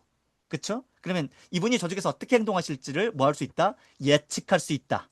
설명할 수 있다. 뭐 가지고? 이 그래프만 가지고. 자, 그러면 이분이 일하시는 환경 어떨까요? 일단 그 조직에 대한 애착 굉장히 커요. 아, 뭐, 조직의, 조직 문화, 조직의 로고, 조직의 뭔가, 이게 다 심벌, 이게 다 마음에 들어. 다 좋아. 아, 다 좋아해. 거기다 뭡니까? 함께 일하는 사람들, 현재 일하는 사람들. 여기에 대한 만족도가 높아요. 그러니까 이분은 뭐예요? 큰 고민 없이 내 성격에 대한 큰 고민 없이 조직에서 잘 인정받으면서 신나게 인생 살고 있는 겁니다. 효능감도 높고요. 탈수도 높고. 아, 좋아요. 좋아. 좋아. 자, 그렇죠? 근데 민감성이 낮으니까 다크가 나와야 안 나와요? 잘 안 나오겠죠. 그렇죠. 근데 이게 뭐라고요? 얘가 요 정도 이게 아주 낮은 게 아니기 때문에 한 중간 정도는 뭐라고요? 얘가 뭐라고? 얘가 조건부라고. 그 조건부를 활성화시키는 게 뭐냐면 다크에서는요. 브라이트에서 조건부의 기본은 조직 신뢰인데 다크의 조건부의 기본은 신경증성이에요. 신경증성은 외부의 부정자극에 대해서 민감하게 반응하는 거예요. 아까 민감도 기억나시죠? 뭐라고요? 빠르고 강하게. 그러니까 외부의 부정자극을 빠르고 강하게. 그래서 잠자리 좀 바뀌면 잠 못 자. 신경증성 높은 사람들. 외부에 좀 시끄러우면 집중한대. 신경증성 높은 사람들. 외부의 부정자극에 빠르고 강하게 반응하는 사람들. 이게 높아. 그럼 이게 트리거라고. 뭐에 대한 트리거? 다크의 트리거. 아, 요 두 가지가 조건부라고, 조건부. 얘가 트리거고, 민감성이 트리거고, 얘는 중간이면 나올 때도 있고 안 나올 수도 있어. 어떤 조건에서 신경증성이 높으면 나오고, 낮으면 안 나올 거야. 이 사람 어때요? 낮죠? 그러니까 적어도 조직 내에서 다크를 드러낼 가능성은 지극히 낮죠. 근데 이분이 타고난 특성 중에 하나가 뭐가 높아요? 나르시즘이 높죠. 그러니까 조직 바깥에서 자기 자랑 많이 하겠죠. 조직 바깥에 조직 자랑 많이 하겠죠. 내가 이분이 어느 회사 다니는지 모르겠지만은 요즘 같으면 SK 하이닉스 정도. 그래서 나가서 뭐야? 내가 너 하이닉스 들어봤어? 예전에 그 현대차 간무직 이런 거 들어보셨죠? 마치 그런 느낌이야. 야, 니들이 이런 데서 일해봤어? 이런 거. 이걸 어디에서? 조직 바깥에서 보이겠죠. 이 사람이 친구가 있을까요? 조직 내에서 사람 사귀는 거 훨씬 더 좋아할 겁니다. 조직 바깥에서 누구 만나는 것보다. 조직 내에 있는 사람들과 이 사람들과 평생 사는 것을 꿈꾸고 살겠죠. 이분이 누군지는 모르겠지만은 그럴 가능성이 매우 높은 그래프다. 자, 자, 시간이 15분 정도. 자, 아니, 뭐 이분도 설명하면 좋을 텐데 일단 넘어갈게요. 자, 나중에 시간 나면 할게. 자, 자, 위에서 오른쪽과 보세요. 오른쪽은 셀프예요. 왼쪽은 아더예요. 그럼 셀프, 아더보다 셀프가 커. 무슨 얘기예요? 사회적 나. 이게 사회적 나예요. 그러니까 아까 성격은 뭐라고요? 내가 보는 나도 있고, 남이 보는 나도 있다. 기억나죠? 그쵸? 이 모든 것을 다 고려하는 필요가 있다. 그래서 셀프 어웨니스나 셀프 리플렉션이 사실은 리더십에 답이 돼서는 안 된다. 그건 조직 심리학자들이 여러 연구를 통해서 반복 검증한 거다. 아더 어웨니스가 반드시 포함돼야 된다. 뭐 이런 얘기를 드렸는데, 그런 차원에서 보면 아더보다 셀프가 커. 그러면 사회적 나보다 개인적 나가 더 중요한 사람이겠죠. 그쵸? 그쵸? 그니까 어때요? 그러니까 행동엔 자신감이 늘어나요. 이게 좀 넓은 사람들은. 얘는 좁고, 얘가 좁고요. 얘가 넓은 사람들은 어떻게 해요? 행동에는 자신감이 늘어나고, 그다음 어떻습니까? 자기 위주 편향. 그러니까 이거 다, 내 덕이다, 내가 한 거다. 이게 좀 드러날 가능성이 높아요. 독립적이고 자율성 강조하겠죠. 내가 혼자 뭔가 스스로 일할 수 있는 것을 좋아해요. 그게 뭐야? 내가 런 사람들 이제 프랙티컬 인디비주얼리스트라고 표현하는데 실용적 개인주의자예요. 그러니까 내가 굳이 시간 쓰면서 사람들하고 협업할 필요가 없는 거예요. 그냥 그 시간에 나한테 알아서 하게 만들어주면 더 잘할 수 있다. 이렇게 믿는 사람들입니다. 그쵸? 자, 타인의 반응 어때요? 무심하거나 관심이 없어요. 기존 방식을 비판적으로 보고 혁신적 아이디어를 제안할 가능성은 없습니다. 자, 근데 아더가 더 세. 이걸 심리학에서는 하이 셀프 모니터링이라고 불러요. 이거 측정하는 방식도 있긴 한데 일단 넘어가고 타인 의견에 순응하고 팀워크나 조화를 중시 여기겠죠. 조직 문화에 충성하는 태도를 보일 거고 그 자신의 성격이 자꾸 변했다고 믿어요. 아까 말씀드렸잖아. 이거 뭐라고요? 시츄에이셔널 스트렝스라고. 내가 상황의 강도, 그러니까 다른 사람이 행동하는 거, 다른 사람 지시, 여기에 내가 되게 민감한 사람이니까 그 시츄에이션에 내가 어떻게 거기에 묻어가겠죠. 거기에 동화된단 말이에요. 그 동화되는 것을 내가 변했다고 생각하는 겁니다. 자기 주장 펼치는데 어려움을 겪고요. 자기 이익보다 조직이나 타인의 이익을 더 우선시할 가능성이 높습니다. 자, 여기 보면 누군지는 모르겠습니다만 이분 같은 경우에는 other self, other, 그러니까 타인 셀프보다는 아더가 더 세요. 셀프는 이쪽이잖아요. 아더가 더 세죠. 그쵸? 또 여기서 마찬가지입니다. 이쪽이 아더고 이쪽이 셀프인데 이쪽 뭐야? 아더가 더 세요. 그러니까 이분 같은 경우에는 누군지는 모르겠습니다. 이분 같은 경우에는 조직 내에서 어떻게 행동할 가능성이 높을까요? 자꾸 자기 행동에 대해서 검증받으려고 하겠죠. 피드백을 원해요. 근데 그것이 뭐 발전적 피드백은 이게 아니라 지금 내가 잘하고 있는지 좀 제발 확인하고 싶은 거야. 내가 이 조직에 적합한 사람인지 자꾸 증명하고 싶은 거예요. 그럼 뭐 어떻게 자꾸 다른 사람 눈치를 보고 그 사람하고 좀 맞춰가려고 하고 또 어떤 잘못된 일이 벌어지게 되면 마치 내가 뭔가 잘못한 게 아닐까라는 거 어떤 자책, 자괴감 이런 것들을 더 쉽게 느끼고 이럴 가능성이 높아요. 거기다 뭐야? 조직 기반 자긍심이 높잖아요. 조직 기반 자긍심에 비해서 자기가 갖고 있는 셀프의 브라이트는 게 크지 않아요. 이게 무슨 얘기일까요?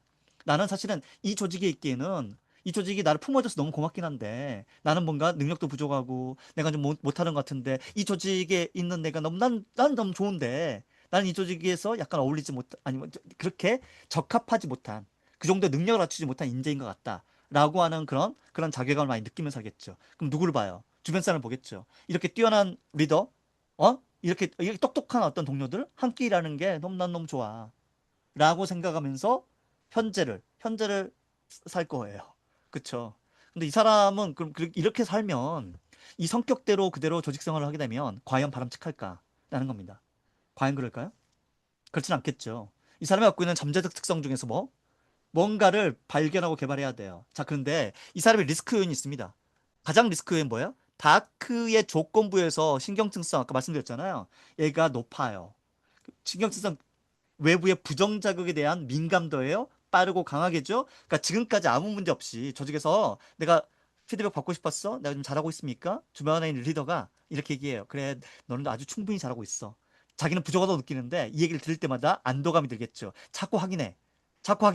왜? 신경증성이 높으니까. 신경증성이 높으니까 자꾸 가서 확인하는 거예요. 어느 순간 보면 어때? 리더도 지치겠지. 어떻게? 야, 그만 좀 물어봐라. 그만 좀 확인해라. 뭔가 이렇게 얘기하는 순간 이 사람 어때요? 내가 크게 뭔가를 잘못했나? 크게 뭔가를 잘못했나? 이라는 생각을 가질 가능성이 높아요. 그러면서 뭐가 나옵니까? 다른 다크가 나오겠죠. 다른 다크가. 근데 조직 내에서 나와요? 조직 내에서는 조건부로 말씀드렸잖아요. 조건부로 이게 실은 누구한테 대상이 정해져 있습니다. 대상이 부하 직원이나 아니면 자기 스스로 통제할 수 있다고 믿는 그런 어떤 동료들한테 부정적인 영향력을 발휘할 가능성이 있어요. 언제? 마치 종로에서 뺨 맞고 뭐 한강에서 화풀이한다 이런 속담 있잖아요. 그러니까 어딘가 뭐 다른 데서 뭔가 충족되지 못한 그런 어떤 자기의 신경증성으로 인한 사실은 내 신경증성을 내가 잘 통제만 했더라도 이런 일이 벌어지지 않았을 텐데 자꾸 그걸 확인하고 내가 능력이 부족한 것에 대해서 자꾸 인정받고 싶어 하고 그 모습을 자꾸 뭔가를 하다 보니까 스스로 자기 덫에 빠져가지고 그 부정적인 모습을 이렇게 다른 장면에서 표현할 수 있다라는 게 리스크 요인입니다. 또 뭐 설명할 게 있지만 일단 넘어갈게요. 자, 그래서 아래쪽을 보게 되면요. 아더 셀프, 이게 다크가 클수록 일단 방어적이에요. 일단 요게 넓잖아요. 기본적으로 방어적으로 보시면 돼. 그 다크가 센 사람 치고 당신이 그래프가 있었습니다. 라고 얘기했을 때, 저는 그렇군요. 한 명도 없어요. 내가 뭐 그런 사람이냐. 뭔가 좀 잘못된 것 같아. 뭔가 방어적으로 나올 가능성이 일단 다크는 기본적으로 자기 방어가 세요. 그 자기 방어 논리도 기가 막히게 잘 만들어요. 우리가 보통 변명 잘하고 이런 사람도 있잖아요. 다크가 센 사람들이야. 저도 마찬가지지만. 저도 변명의 달인이에요. 자, 어? 그것도 이게 셀수록 어떻게 해요? 타인을 또 무시하거나 경멸하거나 이런 태도를 보일 가능성도 다크는 높아요. 셀프 이쪽이 높아. 얘보다. 그러니까 얘보다 얘는 좀 낮은데 이거 세. 뭐야? 셀프 다크가 큰 거잖아요. 이런 뭐야? 일단 관심의 중심에 서야 돼. 내가 주인공이 돼야 돼요. 그렇죠? 스트레스 장면에서도 과도한 낙하산을 보여요. 왜? 나는 할 수 있다고 믿거든요. 그러니까 다른 사람 다 실패해도 나는 그렇지 않아. 이런 과도한 낙관성이 보이는 게 뭡니까? 실패 가능성이 높다는 거예요. 그 리스크가 큰데 낙관성이 있다는 것은 결국은 실패 가능성도 크다는 거거든요. 성공에 지나치게 흥분해요. 실패는요, 과도하게 민감해. 아드가 커. 이쪽이 큰 사람들입니다. 이 사람의 특성은 뭘까요? 파벌 문화 좋아해요. 아드가 크니까 아드 다크잖아. 그러니까 다크끼리 모여. 그래서 뭐 서로 조직 정치하고 파벌 만들고 이거 되게 좋아해요. 그거 뭐야? 권위의 맹종을 요구해. 우리가 뭐 만들었잖아. 우리가 이거 시스템 세팅해 놨잖아. 뭐야? 이거 니들이 따라야 돼. 이런 거. 아첨과 충성심을 거의 구분하지 못합니다. 이게 센 사람들은. 뭐라고요? 아첨과 충성심을 구분하지 못해요. 그래서 이걸 아첨하는 사람들은 충성심이 높은 사람이라고 생각을 합니다. 또 항상 타인을 의심하고 통제하려고 들어요. 어떤 애들? 나한테 아첨하지 않은 애들. 방향이 잘못된 거죠.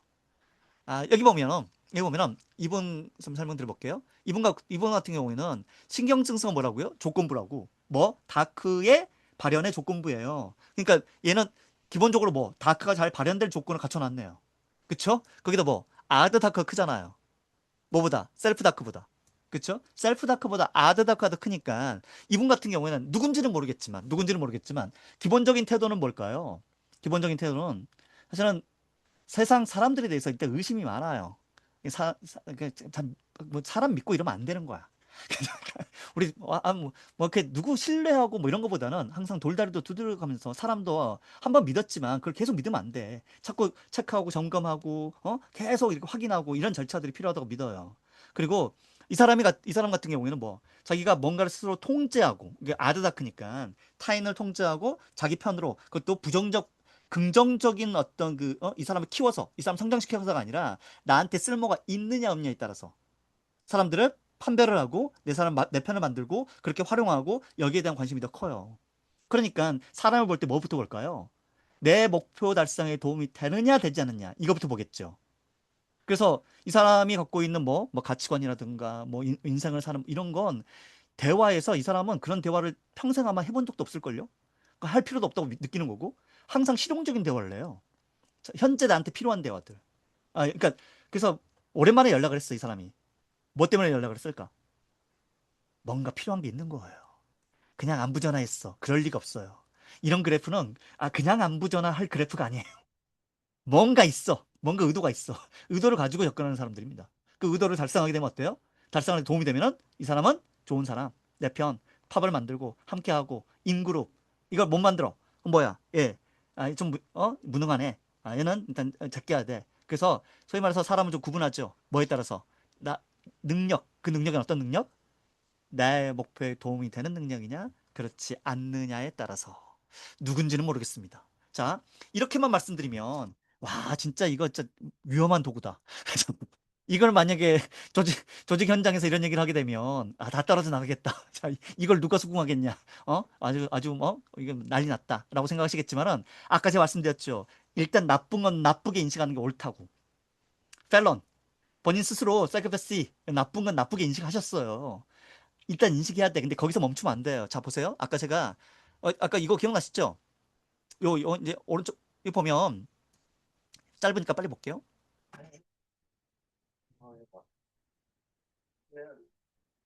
보통 영화 감독이 한 작품 준비하면 4년? 4년에 한 편, 5년에 한 편 이렇게 만들어내는데 농구도 1년 농사를 망치면은 울잖아. 4년 농사를 망치면 어떻게 돼? 그렇게 되면 충격에서 누군가 충격에서 이제 많이 헤어나지 못하죠. 잘 되고 있어? 잘 되고 있지? 뭐 어쩌고 그러면 어, 전화해. 그래서 망했어. 전화 끊고 그럼 또 다른 데 전화해서 나 망했어.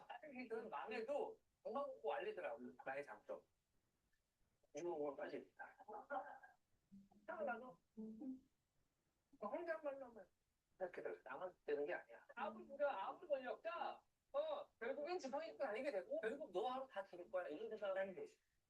자, 여기서 이제 뭐 남 탓하고 남 비난하고 혹은 뭐 이런 식으로 표현하는 것이 과연 나쁜 겁니까? 이분이 성공했기 때문에 우리가 좋게 포장하는 거예요?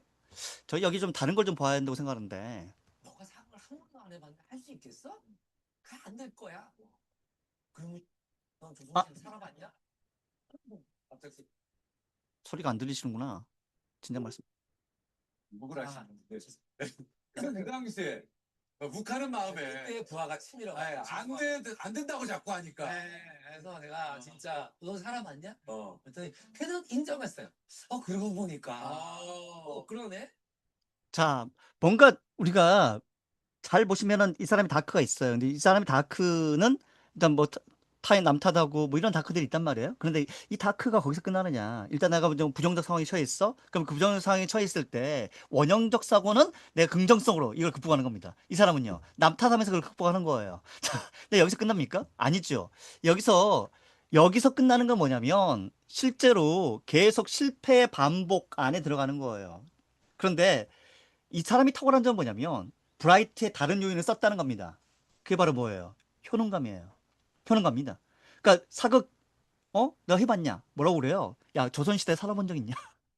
그러니까 나는 할 수 있다라는 그 믿음, 자기 능력에 대한 믿음 있잖아요. 그걸 이제 효능감이라고 표현하는데 그 효능감이 높은 사람이에요. 즉, 이 사람은 자기의 브라이트와 다크를 동시에 인식하면서 적절한 브라이트를 쓸 때 쓸 수 있는 그 정도의 지혜가 있는 사람이다라고 보는 게 더 맞다는 거죠.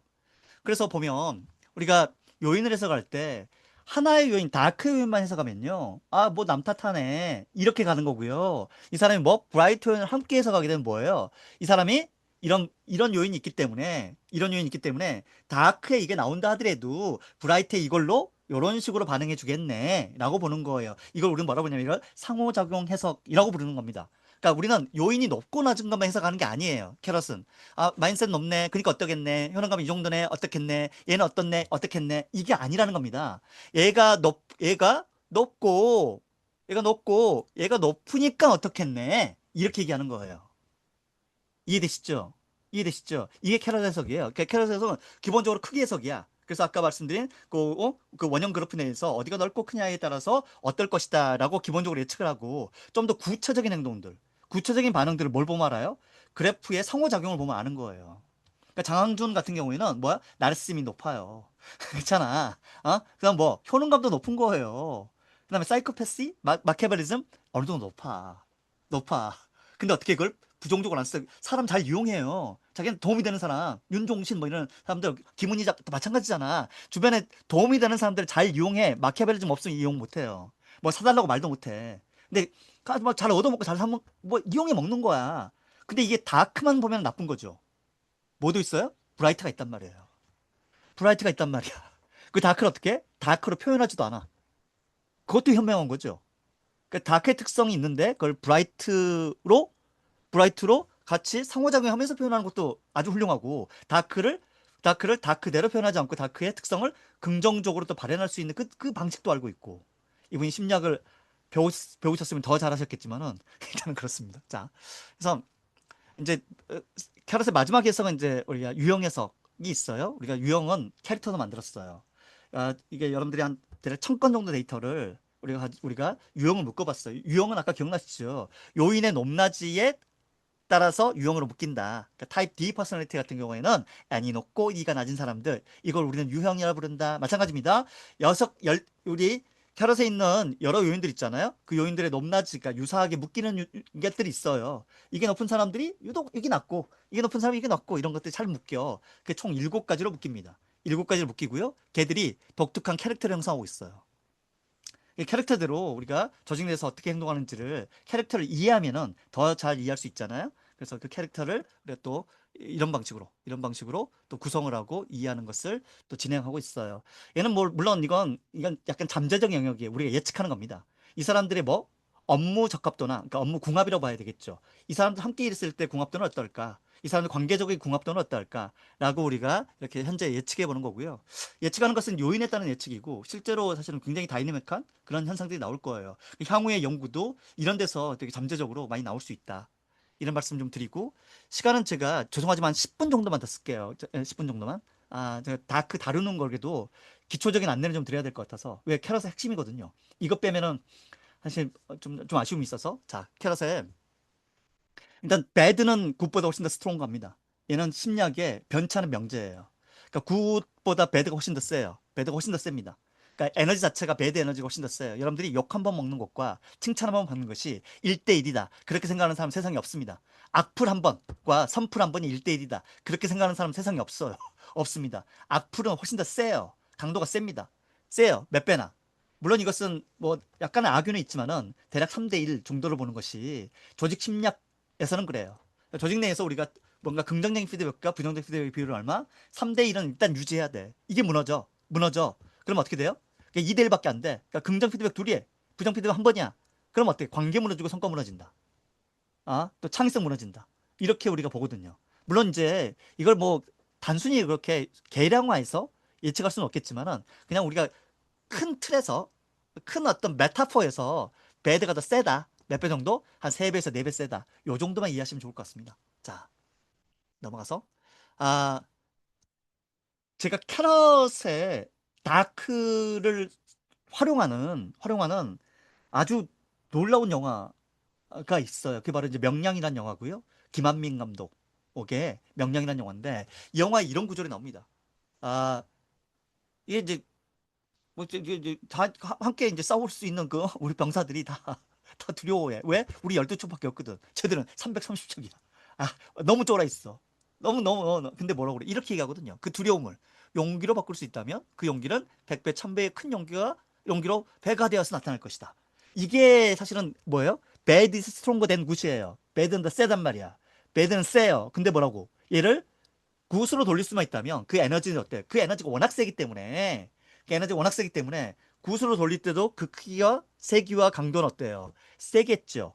그 방식을 알 수는 없을까? 심리학이 만약에 이런 쪽의 연구가 있다면 그 연구는 뭐라고 얘기할까라는 거예요. 심리학은 당연히도 이런 연구를 해왔거든요. 그 연구를 우리 뭐라 부르냐면 얘를 시간이 없어가지고 제가 넘어가다 보니까 그 연구를 우리 뭐라 부르냐면 얘를 심리적 유연성이라 불러요. 심리적 유연성이라고 부릅니다. 심리적 유연성은 뭐라고요? 유연성은 그 에너지 자체를 다시 긍정적으로 돌리는 방식이에요. 자, 그런 사람들이 있었을까요, 없었을까요? 당연히 있었겠죠. 누구였을까요? 대표적인 사람이 바로 미국의 대통령들이었습니다.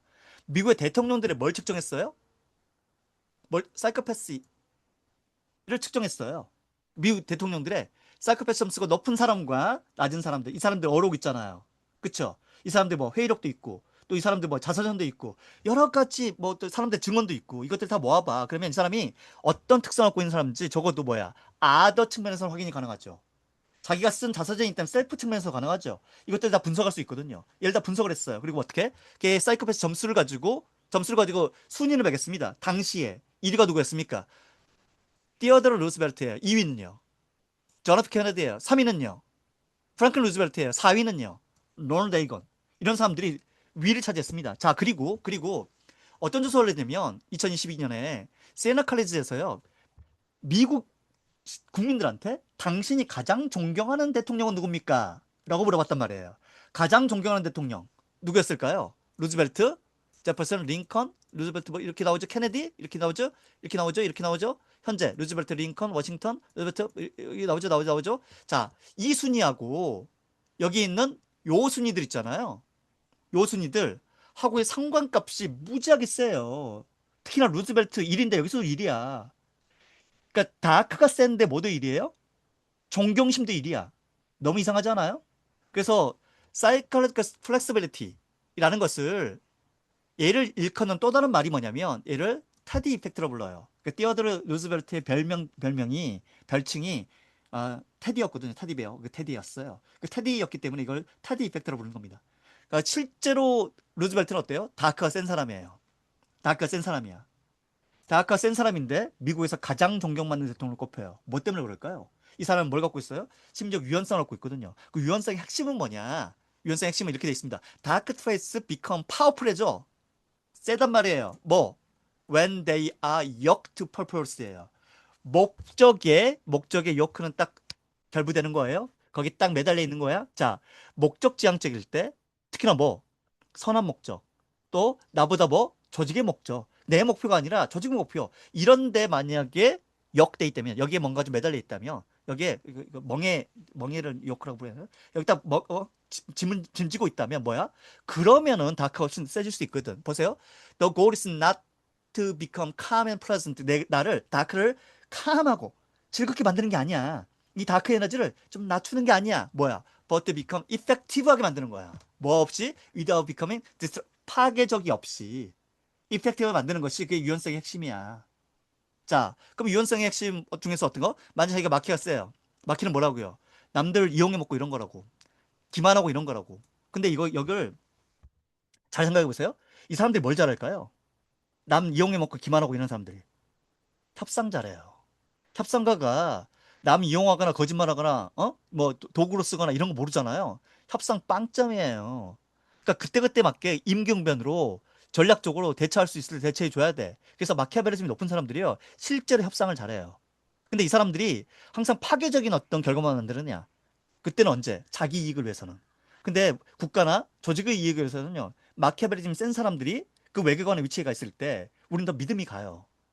잘 생각해 보세요. 우리가 만약에 미국과 협상을 하러 누군가가 가. 근데 이 사람이 여러분들이 아는 세상에서 가장 정직한 사람이야. 믿고 맡기시겠습니까? 그런 사람이 어딨어. 쟤 안 돼, 쟤 안 돼. 다른 애 보내. 이렇게 얘기할 거 아니에요. 당연하지 않습니까? 자, 사이코패스도 마찬가지예요. 사이코패스가 여러분들 조직의 리더가 사이코패스가 약해. 진짜 착한 사람이야. 공격성이 없어. 누구 욕한 적도 없어. 진짜 선한 사람 있죠. 리더가 이러면 참 좋겠잖아요. 맞습니까?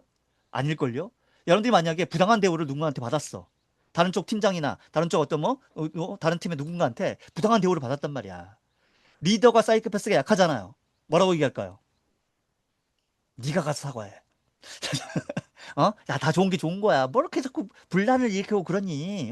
네가 가서 그냥 눈 딱 한 번 감고 그냥 미안하다고 하면 끝날 일을 왜 이렇게 일을 만드냐? 이렇게 얘기하겠죠. 사이코패스가 높으면 너는 가만히 있어. 내가 가서 죽이고 올게. 저 새끼들 뭐 아까 그 장항준처럼 욕하면서 가겠지. 누구를 원해요? 후자잖아요. 나르시즘이 높아. 나쁜 거예요? 지자랑하고? 언제? 그 자기 목표를 위해서는. 근데 조직의 목표가 있어. 근데 그걸 누구도 안 하려고 들어. 왜? 안 될 것 같으니까. 근데 나르시즘이 높은 사람이 뭐 한다고요? 아까 설명드렸잖아. 이건 내가 하면 다르다고 믿는다니까요? 되게 자기중심적이야. 그러니까 남들이 하지 않은 일에 대해서 뭐야? 나서겠죠. 누가? 나르시즘이 높은 사람들이. 그러니까 우리가 이런 심적 유연성이라는 개념을 알고 이 유연성이 어떻게 작동되는지 또 어떤 원리에 따라 작동되는지에 대해서 이해하게 되면은 다크가 센 게 무조건 나쁘다라고 볼 수가 없죠. 그래서 일단은 성격은 좋고 나쁜 게 있어요. 근데 그걸 나쁜 걸 나쁜 대로만 쓰는 게 문제인 거지. 나쁜 것을 뭐 할 수만 있다면? 돌릴 수만 있다면. 뭐에 따라서? 심적 유연성에 따라서. 다시 얘기하면 타디 이펙트에 따라서 돌릴 수만 있다면 우리는 더 건강한 인생을 살 수 있다는 겁니다. 실제로 우리가 감동받는 대부분의 영화, 대부분의 드라마는 뭐냐면 그냥 처음부터 선한 사람이 끝까지 선하게 사는 게 아닙니다. 뭐예요? 다크가 센 놈들이야. 마치 이런 북산에 있는 애들처럼. 또 뭐, 여러분들 스타워즈에서 가장 감동적인 장면은 어떤 장면이에요? I'm your father잖아요. 다스베이더가, 뭐야, 이 다크 포스를 긍정적으로 쓸 때란 말이에요. 그렇잖아. 시리어스 죽이잖아, 얘가. 센 놈을. 그렇잖아요. 이게 뭐냐면, 사실 우리 인생에서 감동이나, 우리 인생에서의 실제로 성격으로 우리가 이룰 수 있는 그 뭔가가 있다면, 그것은 이미 갖춰진 성격이 성격대로 사는 것. 이 아닐 가능성이 높고요. 그 성격 중에서 뭐, 특히나 다크의 잠재력을 우리가 발견을 하고, 걔를 가지고 활용할 수 있다면, 인생은 더 감동적일 것이고, 더 행복할 수도 있고, 더 풍부할 수도 있다. 그게 이제 캐럿이 아니면은 이런 얘기를 할 수 있는 도구는 적어도 국내에는 존재하지 않는다.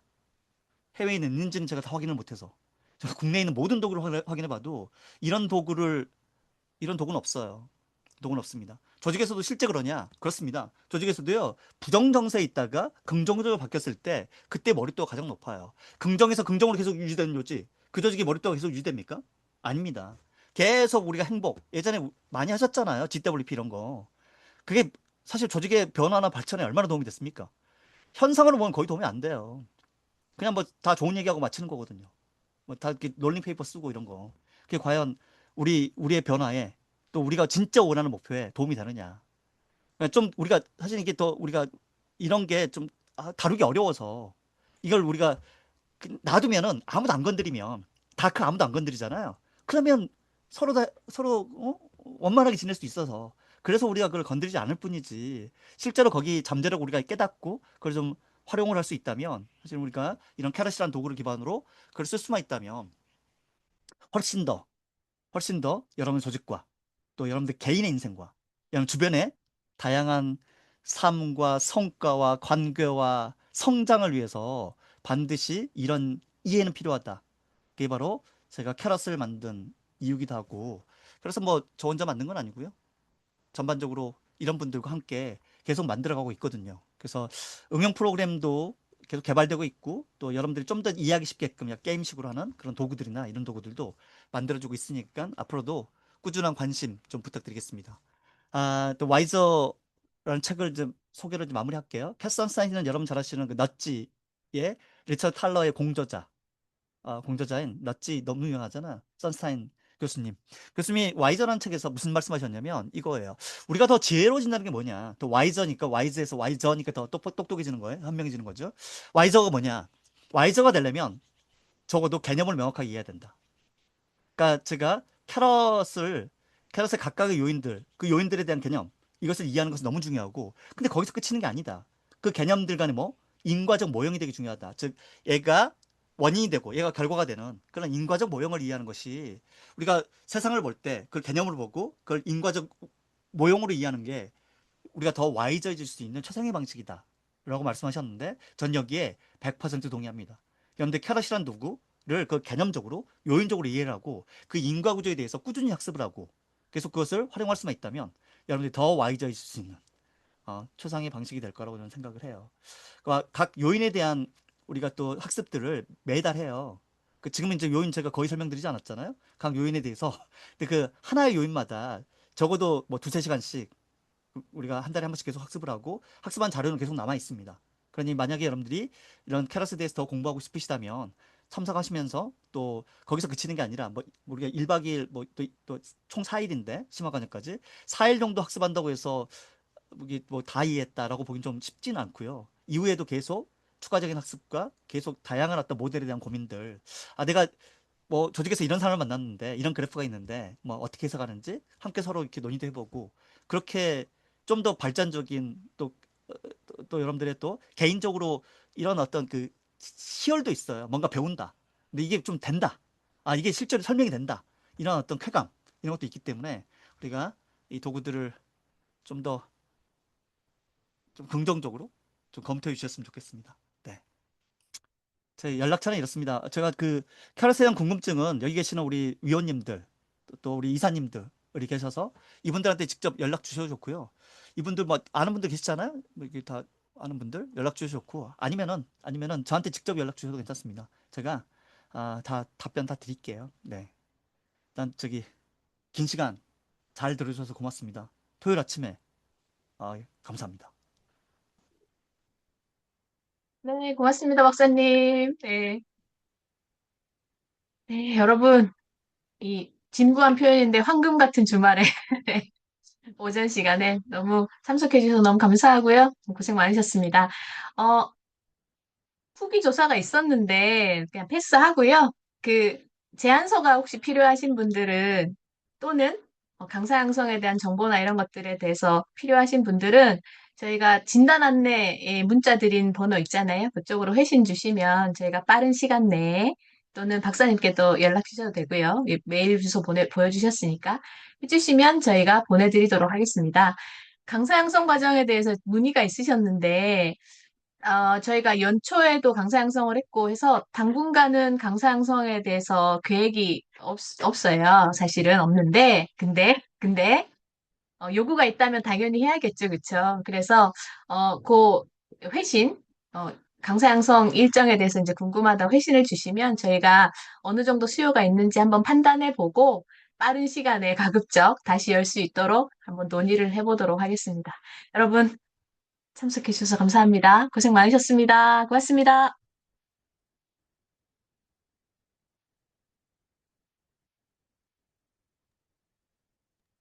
이렇게 퇴장하시면 됩니다. 고생하셨습니다. 수고하셨습니다.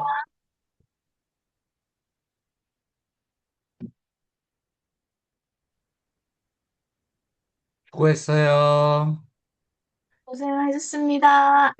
이성경 고생 박사님 감사합니다. 많으셨어요. 네. 수영쌤 진짜 고생 많으셨어요. 제안서도 너무 잘 아닙니다. 만들었더라. 진짜로. 무슨 음, 고생은요. 고맙습니다. 최고야, 진짜. 감사합니다. 네. 박사형성 하반기 한 번 더 가야 될 것 같은데? 음. 어? 그렇죠. 월요, 그래야 될 것 같네요. 월요일날 원래는, 설명회. 응. 원래는 우리 패밀리만 남았네. 자, 우리 우리 원래는, 아름님 아름님 저기 계십니다. 아름님 아름이 어땠어요? 네, 잠깐 네. 자리 비우셨나? 네, 그런가 봐요. 네, 음, 열심히 홍보하고 있으시죠. 네. 감사해요, 수장님. 우리 감사합니다. 최고, 성원이 역시. 최고. 네. 음. 박사님이 제일 근데, 먼저 나갔네. 이런? 그러니까 어떻게 제일 먼저 나가시지? 10분 더 하셔가지고 내가 이게 후기 쓰는 거 음. 반응 이거 아, 평가하려고 했는데 더 아, 하면은 화내실 것 같아가지고 항상 그래. 기분 좀 드실 것 같아서 안 했어, 안 하고. 그리고 잘했어, 또 언니. 우리 패밀리가 오늘 음. 많아가지고 그냥 안 했어요. 안 하고. 잘했어요. 근데 월요일에 많이 이번에 오시려고. 자료가 너무 잘 만들어졌더라, 보니까.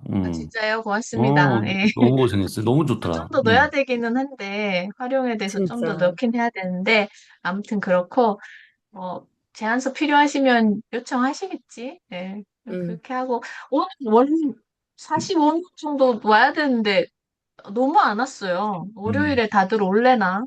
그러지 문자 한 번 더 해야 않을까. 되겠네요. 네. 네. 하여튼 고생하셨습니다. 우리도 이제.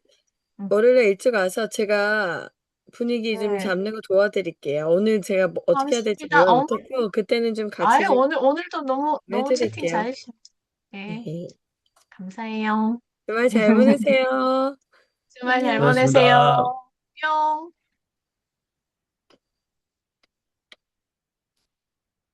아, 맞아요. 청원님 맞아.